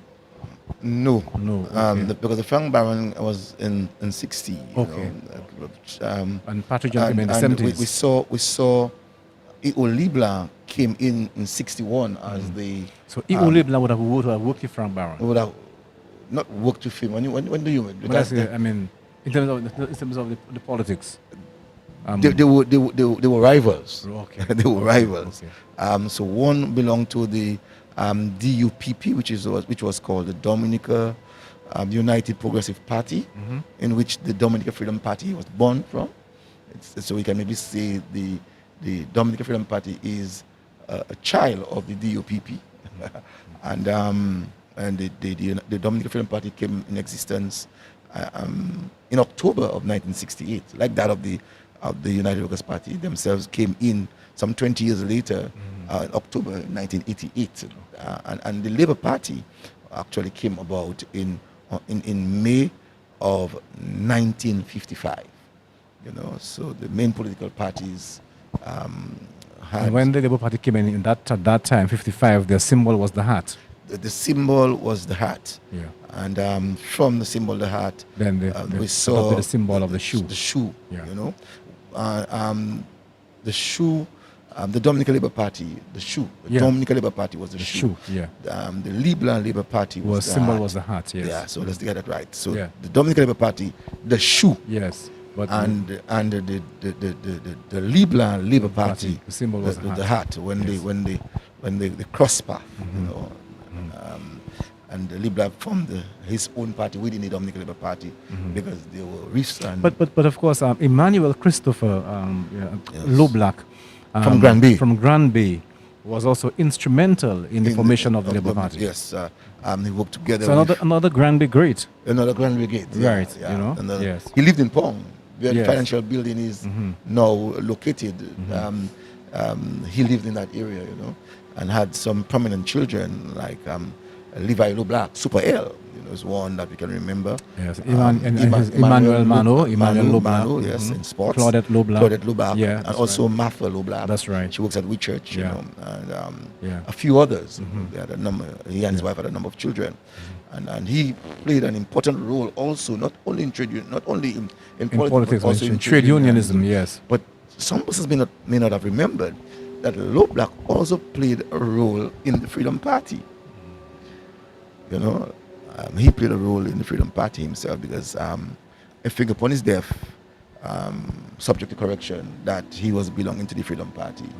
You know, and so we have seen quite a number of people moving from one party to the other, and people tend to think that that's not possible. It is possible. Ideology changes, and you find that when your ideology would change, you would go to the party that you think is most prominent for you. Yes, and we can see that the Kalinago chief has Ah, arrived, that's and Lorenzo Sanford. Okay. Yes. Yes. Okay. So he's now coming to. and he too was close to. And he too was very close to yes. Edward. His brother Lorenzo can be. It's been said that his brother of Lorenzo was adopted by Edward Regis, his little brother. And he's been escorted by the young lady who's also from Atkinson. From Atkinson, a Kalinago. Yes, yes. He didn't stay long. And she's also an yeah. employee of the Ministry of Yeah. Foreign Affairs. Yes, he did not stay long. Yes. That is an emotional part for him too. Yes. He did not stay long. He looked at Ed and he shook his head and he walked out. You know? And you were saying earlier on in reference to some of our people who have played a role in Dominica. So yes, Iwoli Black came in 1961 up to 1972. You know, And before him, of course, before Iwolibla, we had Franklin Barron, Frank Barron, who yes, was the Frank, first chief minister. first chief minister. Then, you and know. then came Iwolibla. Yeah. And from Iwolibla, then we had Patrick But Jones. before that, Iwolibla was chief minister, second chief minister, and on the 1st of March 1967, the British decided to give us some kind of autonomy, and in that autonomy, Dominica had power over its finances and its administration, but the British would have had control over our defense, and so we moved from just a colony of the United Kingdom at the time, it was called, of Great Britain, to an associate statehood, where we had our own governments, our own ministers, and so. If my memory serves me right, I think it's on the 1st of March, 1967. Yeah. That's correct. 1st of Yeah. March 1967. That's right. We became an associate statehood. Right. At that time, Dominica was already thinking of becoming an independent state. Once you are thinking about going to an associate statehood, it is a signal. By that time, you saw a number of countries of the Caribbean, Jamaica, Trinidad, Barbados, Guyana.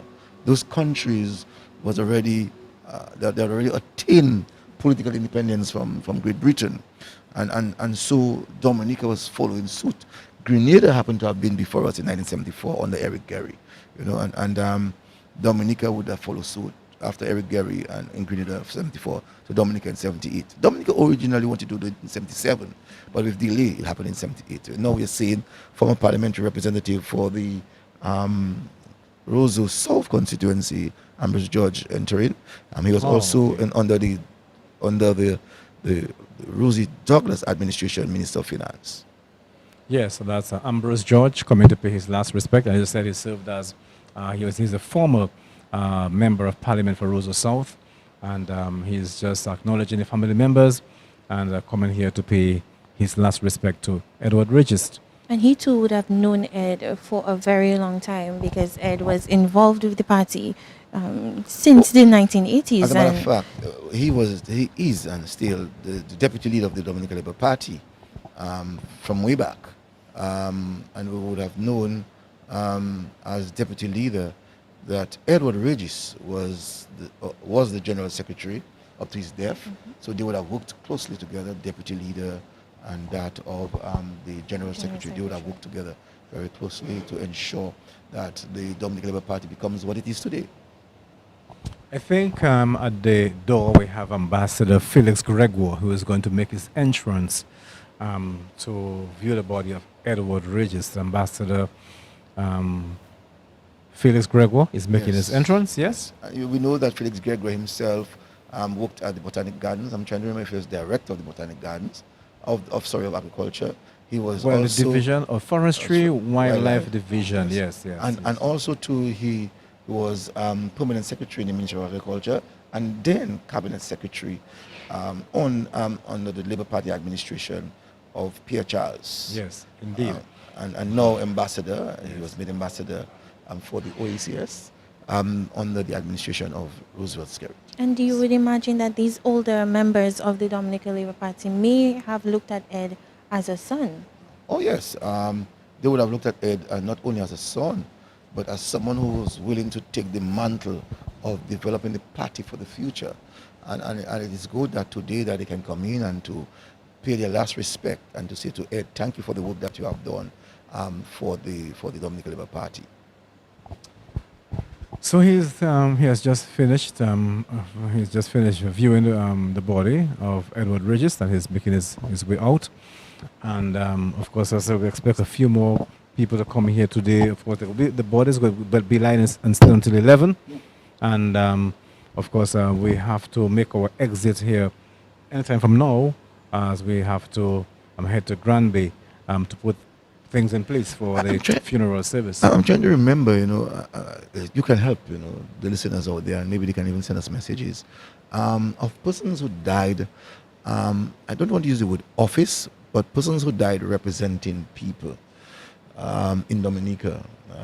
Referring to former parliamentary representatives? Former parliamentary representatives, I know right now we know of Ed, and we know of Pierre Charles, And Rosie Douglas. I know of Michael Douglas. I know of who again? There's so many, Isaiah Thomas. so many former St. parliamentary Joseph. representatives. I remember Isaiah Thomas of St. Joseph. And who else? our I'm trying to remember, listeners can I'm trying to remember maybe if this guy, Dra, was representing Cassibus, if he died while representing the people of Cassibus. I'm not so sure of this one. But I remember that he was a member of the Dominican Labour Party and moved across to the Freedom Party in the And, 80s. and a name that you should never forget is that of the late Dame Eugenia Charles. Dame Eugenia Charles, but she did not die representing. No, not people. representing, but of Yes. course she was one of Yes. those who made a significant contribution to Dominica's development Yes. and who served as Prime Minister Yeah. for 15 years. For 15 years, and her work at the time in Dominica should not go unnoticed because when Eugenia Charles came into power, Dominica needed a stern leader. And she Dominica needed, was. oh yes, Dominica needed someone with a vision. Dominica needed someone who would take Dominica and help it rough edges, and she was that kind of person. And remember, she was the first lawyer and the first female Prime Minister of Dominica. Not just Dominica. In the region. In the region, she was the first, and maybe in the Western Hemisphere, if memory serves me right. Then after Margaret Thatcher came, and then the Prime Minister of Trinidad came. Who else? we have Mia Motney in Mia Mottley Barbados, in right Barbados. now. So Eugenia Charles was one of the first. She was a stern opposition leader who wanted not only power but wanted better for Dominicans. Okay, so Now here we we see see the mayor of Roseau. The mayor of Roseau, Roye. Romain Royer, is making her entrance to view the body of Ed. So Romain Royer is making her entrance. And, Right, Cecil? yes, I've known Ermin myself for a number of years. Ermin too would have worked with Ed. She too, as part of the Dominican Labour Party, and also she would have been part of the campaign team of the Rosa South constituency. So she would have worked closely with Ed. So I just want to see how Ermin herself would be, and Mayor Ermin Roy would be taking viewing of Edward's lifeless body. She's standing there and just viewing the body. That's the mayor of Roy, and She's shaking her head now. she's making her exit now. Is she crying? No. Well, she's No. not. But she, But, you, but but you, what the can tell emotion, too, you the know? emotion. Once you Yeah. touch your And, nose, yeah. you're telling yourself, do not let that. She's holding, No, holding she's- back the tears. Yes, holding back the tears. You know, so she was very close with him herself. As I said, that she'd been part of the campaign team of the Roseau South constituency. She would have worked with Edward Regis on plans and strategies for winning the Roseau South constituency. And we were speaking of finding out names of persons who may have passed while serving. So maybe our listeners could log on to our Facebook page, DBS Radio, and leave us a comment under our video. And we'll look at it and we will see. Or if you have any of our numbers, you could send a WhatsApp message, inbox us. We'd be happy to hear from you. Of course, this is DBS Radio, and Cecil, we have to leave in just a while because we have to move across to Granby to get things in place for the funeral this afternoon too. Of course, DBS, of course, from yesterday, we have been bringing you a live coverage of the Lion in State. We brought you the Lion in State at the Windsor Park Stadium. Then we moved across to Morteen. We moved across to the St. Patrick's Church Ground for more viewing. Last evening, we brought you the vigil, the wake for the late Edward Regis. This morning, we're back here. We're back, of course, with more live coverage. And of course, we are here at the State House for the Lion in State of the body of the late Edward Regis.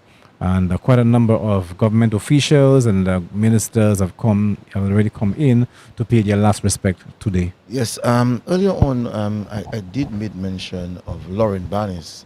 And I know she was involved in diaspora affairs, but yes, the correction is that she is the ambassador to the United Nations. I just want to thank the individual for recognizing the fact that we did not make mention of that fact. Yes, she is the ambassador to the United Nations. Yes, indeed. That's right. And as we said, Lauren Barnes is one who has continually been making a contribution to Dominica. She has been very much involved in many aspects of Dominica's development.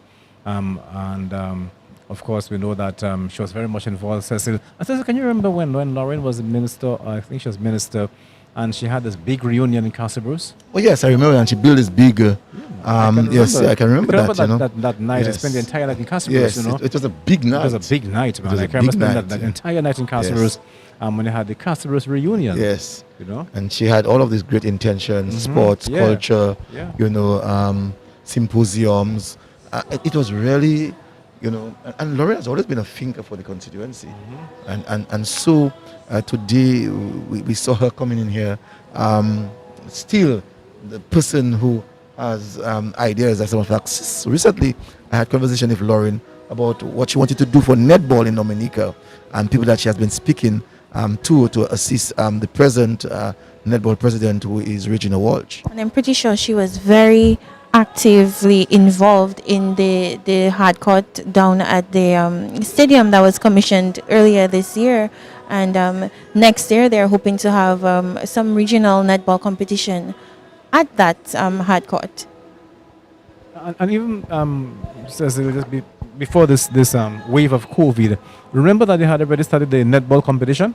Oh yes, they started this netball competition. And due to COVID, and due to then COVID, it- it had to be stopped, you know. Yeah. But of course, as the netball competition was already on. Yes, and as a matter of fact, we saw a very nice opening. That's right. Of There was a ballrama. Bolorama, Yeah, you know, yeah. and the girls were, had some beautiful outfits, modernized outfits. You know, I remember the days of old, and girls would have T-shirts and cloth skirts and so on. No, it's totally different. You know, even the whole idea of as to how best you should dress and based on how you dress can help your physique. You know, it's really amazing where sports have moved in those days. You know, and Dominica is no exception in really identifying the things that need to be done to ensure that we too do it in a correct way. And as we are listening, we're hearing the song of Whitney Houston. I love this one. You know, I just love this song of Whitney Houston. Don't ask me why. Yes. I look to you, you know. And I can imagine, Stephen, the number of people who looked onto Ed, you know, for strength. One of them, as we know, is Melo, Annie Melo. Yesterday we saw how She broke down. And I think that she spoke to us yesterday before she viewed the body. But as soon as Annie was through viewing that body, the mystic was Yeah. to view the body. yeah, Annie literally shouted at Ed. You know, yes, she literally spoke to Ed, and it's not like she did this and no one would have heard. I think she was grateful for the assistance that Yes. Ed gave her. She said so that she was very happy Yes. that Ed was able to help her in a moment of need. Yes, and not only in a moment of need, but in a period where she was going through the roughest time. Yes. And with her daughter, and Ed was able to help her, really yeah. help her to make her daughter become part and parcel of a society that she always wanted her daughter to be part of. And so, you know, she quarreled with Ed, like, why you die? What's that? What's that about Ed? I'm a Ed. I mean, it was real. You should have seen the emotion of Annie.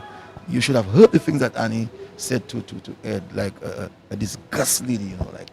And it It's spoke. like saying something like, I'm vexed with you, you know. Yes. I'm vexed with you, my Yes. brother. I'm fast shape you. Kind of Fact thing shape like you, that, yeah. comment ça fait? Yeah, yeah. Comment ça les Yes. moi avec bon matin, how many dis-moi, Yeah. how are you doing? I told you I'm fine. I tell you you fine. Yeah. But I think too, it also spoke to, he did not just do for people, but he did for them, and he had a relationship. Yes. Because somebody could do something for you and they die, and you may feel sad, and Yeah. and But okay, when you have you that know. connection, but that when you relationship, have Christina, yes, you're when you correct. have that Yeah. type of relationship, Yeah. and then that person helps you and is there for you, is in your corner, and they pass, it can be difficult. Yes, it can be. Oh yes, I mean, when you're close with someone, when you are related to someone, and the person has touched your life, and the person abruptly just leave, you know, it's not like the person has left and gone to England, or has left and has gone to the United States, and you're hoping that someday they will send a parcel for you. The person has gone, lifeless, to the great beyond, and you will His not hear period the of voice. illness was so short. I'm sure I'm a not lot so sure, I'm of not so sure if them. he was ill. Exactly. Well, I'm not so sure whether he was ill. You know what I'm saying? But well, it's a the very short period between the time he fell sick and he yes. passed was so short. I'm sure Yeah. a lot of them did not even get a chance to say Yes. goodbye Yes. or to call him and find out how he's doing. A lot of people may have said, "Oh, I'll call him tomorrow. You know, let him rest tonight." You see, it's one thing, Cecil and Christina, that if you are sick, people know that you are sick. You know, you have been ailing for some time, a month or two. People say, okay, well, you know, that person was sick and I was maybe expecting that. But that sudden departure can really shock people. Oh yes. For instance, I have a friend who passed yesterday, Ian Williams. But was he ailing? He was ailing. Okay. I saw a video of him the day before, and I said to my friends, "Well, what Okay. I'm seeing, Yeah. Ian Get- will not get- make it get- tomorrow. get Let's ready. Get ready, babe. Yeah. By tomorrow he's gone." Yeah. So you had some time So to we prepare had some time to yourself. prepare yourself. Yeah, I said it's So- one so- thing like so I that. was told last night that he passed. Right, and that did not really shock you. Right. But a sudden departure, Yes, you know? that is, you know. Yeah, it can really, that really. can really hurt. And even Wait, sometimes when people are ill, you're hoping that they can get better. Right now, we're seeing evangelist Pastor Peter R. R. Augustine, evangelist Peter R. Augustine. We're also seeing the former president, Mr. Eliud Williams. Yes, we spoke about him earlier on. Yeah, he's also here to pay his last respect. Pastor Augustine has been escorted. He's acknowledging the family, having a few words, and then to view the body of Ed. As we said, and also former president, Mr. Eliud Williams, is also making his entrance to view the body of Edward Registe. Yes. I think Eliud Williams, if memory serves me right, is either from St. Joseph or Salisbury. From St. Joseph. From St. Joseph. Yes. Yes. When we did the production on St. Joseph, we spoke to him and he said he's from St. Joseph. He's from St. Yeah, Joseph. yeah, that's yes. right. But would have had family links, Yeah. lineage in Salisbury. Eliud had a brother who was an umpire, great umpire, you know.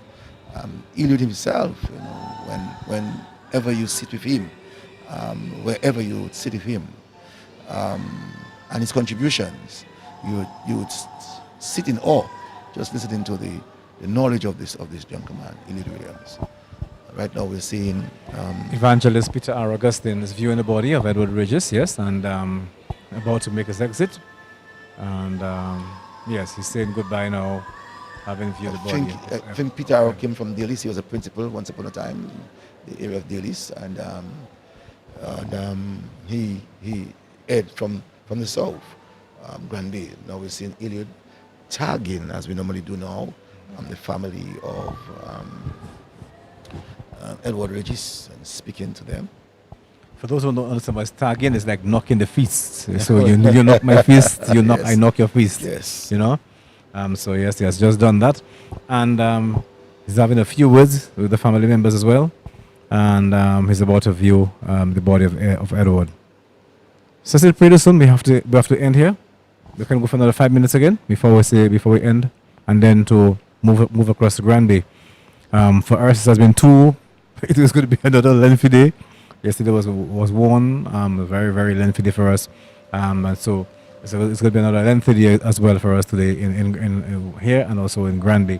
But yes, the former president, Mr. Eliud Williams, is making his way out. Sixth president of the Commonwealth of Dominica, you know, and also former CAPSEC, cabinet secretary. That is right, sir. And former You have got a very good memory, man. permanent secretary of agriculture. Yes, good memory. You know, Yes. under the Freedom Party days, he was the permanent secretary in agriculture. You know. So Eliud played a significant role in Dominica's development, in shaping the way that we are today. He was part and parcel of all of those processes. And as I said earlier on, that he served just 1 year as president, 1 year and 15 15 days days, yes. as president of Dominica. Finishing off the term, of course, of Yes, of Dr. Dr. Nicholas J.O. Liverpool, who, by the way, the road from Port Cassay to Marigot is named after that's the yes, that road is named after Dr. J.O. Liverpool. That's yes, correct. Yes, And the West Coast Road it's named after Edward E.O. Leblanc. After E.O. Edward Leblanc. Oliver Leblanc. Right. That's The West right. Coast Road, Yes. to include that of to get into the bridge of Leblanc. Isil. Issy Leblanc Leblanc Bridge. Bridge, yes. Down to this, before this would be called Goodwill Road. Yes. It's all now called it's now called E.O. Libla Highway. Yes. You know, and you're right, the Pocassi Road. Yeah, Port Cassay to Marigot. To Marigot Road. To Marigot is named after G.O. Liverpool. Liverpool, yeah. Yes. Dr. Nicholas Liverpool. Yeah. Yeah. And, So, and as we know, in terms of naming places after Dominicans who have contributed, we know that the Pierre Charles Secondary School, School, and the Roosevelt Douglas. Douglas Primary School in Portsmouth. And we have the Isaiah Thomas And the Secondary Isaiah Thomas School. Secondary School, you know. and also Melvin Hall Airport was renamed as As Douglas Douglas Charles. Charles. Douglas Charles, in memory representing of the of late Rosie Douglas Roosevelt Douglas and Pierre and Pierre Charles, Charles. who served as Prime Minister of Dominica. That's correct. You know, and for their contribution to Dominica, they both served as prime ministers. Right. Therefore, the Melvin Hall Airport was renamed as the Douglas Charles Airport. And What- pretty soon we will have the Edward Regis Primary School in Granby. Yeah, we that's know that in 1968 thereabout, you know, New Street was named after former president after he was assassinated of Kennedy to Kennedy Avenue. You know, it was originally it was called New Street, and we know also there was the Independent Street. Oh, sorry, Yes. Queen Mary Street. Queen Mary Street. It's Now now known as Independence Street. And we know King George V Street was named after King George V. King George V Street, you know, Great George Street, you know, all of this from the British. We get all of those names from the British. It would, for me, it would be a great success the day that we have decided to change a number of the streets of the British into some of our great fallen leaders of Dominica. What about the hospital, which was Yes, called we had Princess Margaret? Hospital, and now it's right. the Now the Dominica China Friendship Hospital, as a result of the contribution of the Chinese in terms of reconstructing the hospital. Well, we you have know? a number of wards at the hospital named after That's right. Dominican. Dominican. Yeah. The Emery Ward, you know. Yeah. Domini Ward.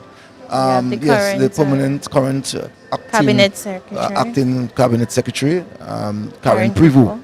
You know, she too was PS in the Ministry of Tourism. Yes, and she also worked at the Dominica State College. Yes, she was a lecturer, economics, I believe. In economics, is correct. You know, at the Dominica State College. So she too has moved up the ladder. Her parents, her mother, is Ms. Prevost, who normally does healthy living Talk. on DBS Radio, and her father, Mr. Prevost, has been involved very much in business. Remember what was called the United Brothers? That's right. Right. Yes. One of the brothers is her father. You know. So Karen herself, by no mistake, decided to study economics, and today she is the cabinet secretary. Acting cabinet Acting cabinet acting secretary. Yes.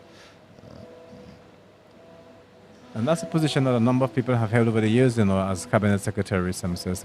Yes. You know, one will remember people like, as I said, Ambassador Phyllis Gregor, who held that position. Also, one will remember Johnson, there's this guy, Yes. what Johnson, I'm trying to remember his first name, but Capsec Johnson. Yes, that's right. Held that position for a number of years, you know, Mhm. and we saw also Farrell. Steve Farrell. Steve Yes, Farrell. he held it yeah. for a number of years as well. himself, yeah, you know, so we've had some. What about Mrs. Judith Louise? Oh yes, Miss Louise. Yes, Judith Louise Miss also Louise, held that yeah. position, Yes, you know, Miss for some Louise, time. Yeah, for some time. So yeah. quite a number of people held that position over the years. Yes, and it tells me of the caliber of people that we have had, you know, holding certain positions in Dominica, and the role that they have played in helping to shape Dominica. And so, as I've always said to people, whenever people are given the opportunity to serve, they will come in with good and plausible ideas. You know. Along the way, as they go along, you know, things get larger and larger and larger, and so as time changes, we see things different. But for sure, Dominica at this time, as we can see, is so much in a better place, Stephen, compared to when we Oh yes, when we grew. definitely. You know, and Dominica has developed tremendously over the years. I mean, Yes. in terms of road infrastructure, in terms of just name it. You When know, we went and- to school, there was just the Convent High School, Wesley High School, St. Mary's Academy, Grammar School, this other one, Community is it Community High School already? That's about 5 high schools when we went to school. That's correct. yeah, Before that's we the went to high school, it was about 3. Right. It's But now convent, there are a number of secondary schools then, all over the island. all you over know? the island, you know. know, so, yeah, As I said, we have really made strides over the years, a lot of progress. No, before we used to have health centers. Yes. And Today now we have they health are centers that look like all hospitals over, all over the you know. island. You know, When we look at the construction of roads, yeah, you know, the road network it was in terrible. I Dominica mean, now was look at our road network. Right. We have it's one of the best in the region. Exactly. Yeah, You know, so, so it tells you, you know, that as we Dominica go has along, progressed Dominica over has the years. progressed over Yeah. the years, you know. as a 43 years as an independent nation. So And now we're talking about and building and constructing an international airport. You know, we know for a number of years, over 40 years, we have been speaking about an international airport, and now we have actually seen the breaking ground of an international airport. Now we are talking about American Airlines now coming to Dominica, landing directly from Miami. Yeah. So that says that Dominica, in whatever way that you want to look at it, Dominica is moving. We have seen much more investors though placing faith and confidence, because remember Stephen Kushner wasn't around at the time, but when we grew, there was a lot of Syrian businesses in Dominica. So we would have known of the Abraham brothers, There are fools. the Raffles, you know, and then later on we saw the Indians coming in, and now we are seeing The Chinese. and then we are seeing the Chinese. So in every decade, or should I say every 2 decades, we have seen new New investors. new investors coming Yeah, into Dominica to really invest, placing a greater faith in our economy. So gradually, as I said, over the years, we have seen Dominica progress, and of course we have risen too, as a nation that's independent for 43 years. So we have seen a tremendous progress over the 43 years as an independent nation. just look at this here today. We are in what we used to call the governor's house. Right. You and I never thought that we'd enter into the governor's house. I'm telling you. Never. Yeah. I don't think I ever dreamt of coming to the governor's house. But alongside the governor's house, we call it the president's palace. That's what we call it. Right. Right across, Yeah. we have the president's palace. Yeah. I mean, compared to that of what we saw when you were growing up. I think one of the things that we are missing here in Dominica is to have a residence for the prime minister. The prime minister. I There's think a prime it is minister's time- residence. It is time as we grow. We are now 43 years of independence. It is now time that as a country we have to now look towards constructing a home, residence, a re- permanent for the permanent residence for the whoever is prime minister. Whoever is prime Yes, minister, yes, you know. yes. There's this thing about you have to live at your home. Yeah. Have to rent a house for you. Yeah, yeah. No. I think it is time that we build a residence for the honorable Minister. Prime Minister. Yeah, We're seeing now the, Barbara Daly, Etienne, coming in to view the body of Ed. I think she's permanent secretary in the Ministry of Foreign Affairs. She must be given the drill as to when she enters what she has to do, and And getting sanitized before she Barbara enters. herself would have known Ed for a long time, you know. I know that for sure. She would have known Ed. And she resided in I think in America for some time too. Yes, is that so? yes. She served in a capacity. She was Dominica's representative in America for some time. In New York. In New York, for right? some time, And then yes. now she's back home. Yes. And so she's coming in. She's entering, and to pay her last respect to Edward Regis.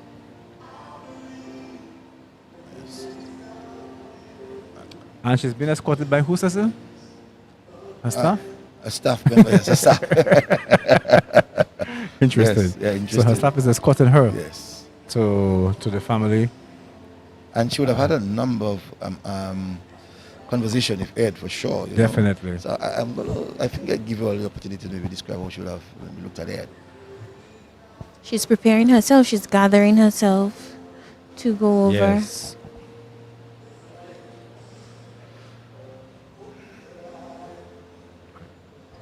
Kashina, I'm not seeing too clearly. I'm where I am. She's looking down and she just Actually touching him. touched his Ah, hand okay. and she's and I think she might be saying a few words to him.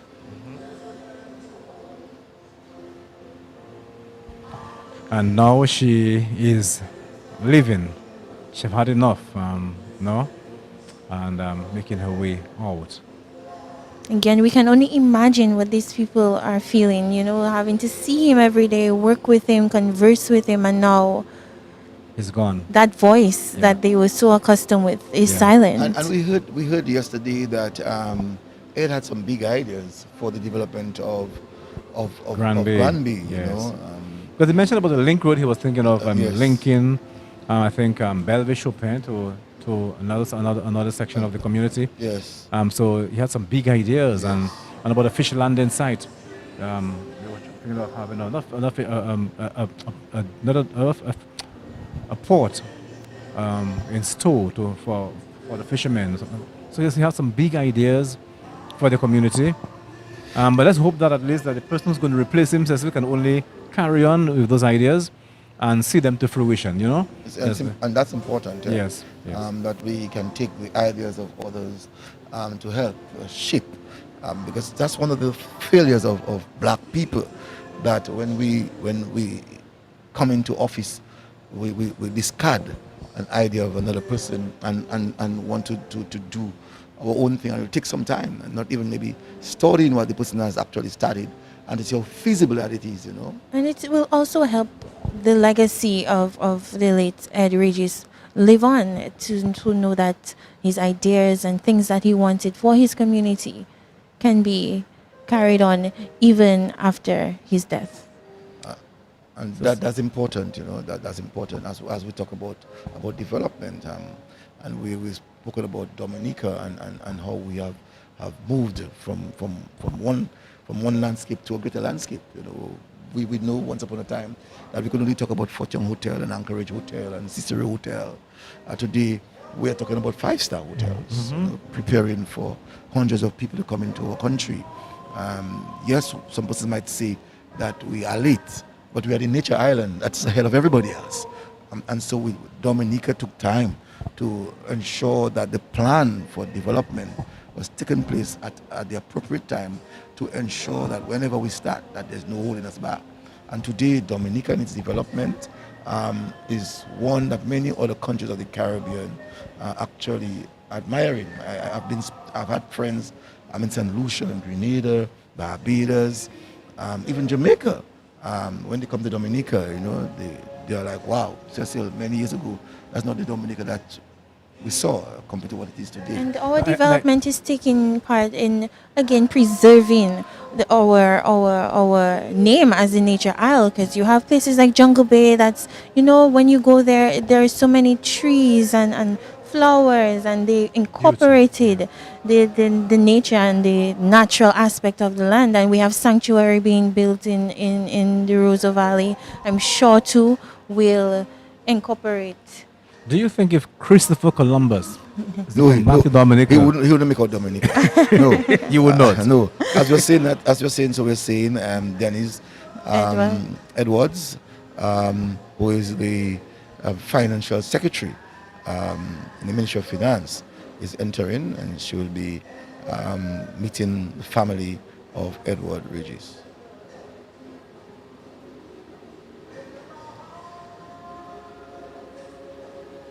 There is somebody else making It's Dr. Dublin. It's Dr. Dr. Dublin, who is the Again, chairman. I couldn't make out the mask. who is the chairman of the public service. Okay. And also a colleague of Edward Regis, a long-time colleague of Edward Regis.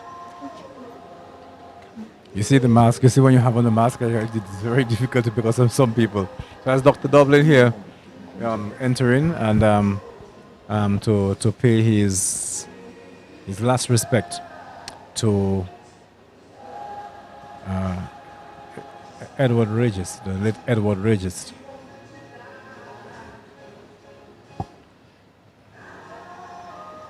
So he's making his way to the casket and to view the body of Edward.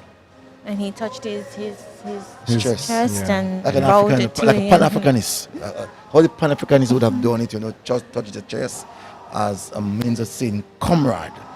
So most times you would hear the Pan-Africanists use the word comrade, and they would touch the chest. That's to say the solidarity that we all have together. He's And Ed also involved in he's the chairman of the Reparations Committee. Reparation Committee. right That's reparations. correct, So yeah, I yeah. guess that's where this He's the Pan-Africanist, yeah. So, you know, and as chairman of the Reparations Committee. Yes, he really wanted to. He studied in Cuba. You know, he studied medicine in Cuba, and you know quite a lot of the Pan-Africanists actually in Cuba. You know, when you look at the work that Cuba has been able to do for Africa, especially Angola, you know, it's important to make note that all of these comrades, when they meet each other, they don't say friend. They use the word comrade, which is totally different from friend. It's beyond friendship, you know. So he would have done touching his chest and nodding as a Pan-Africanist to Edward Regis himself, who fought for the rights of young people, who was there for young people. So I think we can begin to wrap up now for us to make our way to Grand Bay. I must say it was really nice. It was a pleasure being here this morning with you and Kashina on another outside broadcast. Again, as we pay our last respect to John Fitzgerald, Edward Regis, former Grand Bay MP. And this afternoon we'll be bringing live coverage of the funeral service from 2 o'clock this afternoon on the St. Patrick Church grounds. And I said yesterday we had a line in state at the Windsor Park Stadium, at Morton, or the St. Patrick's Church ground. We had last evening there was a vigil Today, of course, this morning we're here live. We're bringing live coverage of the Lion in State at the State House. And a little later on, we'll bring the listeners live coverage of the funeral service for the late John Fitzgerald Edward Registe. It was nice being around this morning with you and Kashina. And of course, a little later on, we will team up once again. We will team up once again a little later to bring the funeral service live. Yes, Cecil. So, yes, Stephen and Mr. Joseph, and just reminding our listeners who may be listening to us on radio that if they want to view, they can also view on our YouTube page and Facebook, DBS Radio. Well, just want to say thank you very much to all the listeners and viewers of DBS Radio for staying on board, staying with us to ensure that we bring it live to you wherever you are this time. And as we're saying this, we are seeing the Permanent Secretary in the Office of the Prime Minister, Permanent Secretary Missy Henderson, coming and show her last respects to Ed. Missy and Ed, they too have come a long way. Missy working in the Prime Minister office, Permanent Secretary. Ed himself would have been in close relation with her and the works that they would have done in reference to duties to be performed for the state. And so Missy is showing and going to show her last respects to Edward Registe. So to all the listeners, Stephen of DBS Radio, I just want to send across to you, Stephen, to do the last part of the closing of our broadcast. Well, as I said earlier on, it's really nice working with you guys, for the past 2 days. And so, of course, we're bringing listeners live coverage of the Lion in State. And a little later on, you can join us a little later on for live coverage of the funeral service live from the St. Patrick Church grounds in Granby. And so on behalf of our technicians, Dean Thomas, also with James Rodney, who is also assisting, who has come on board to assist with the technical aspect of things for the next 2 days.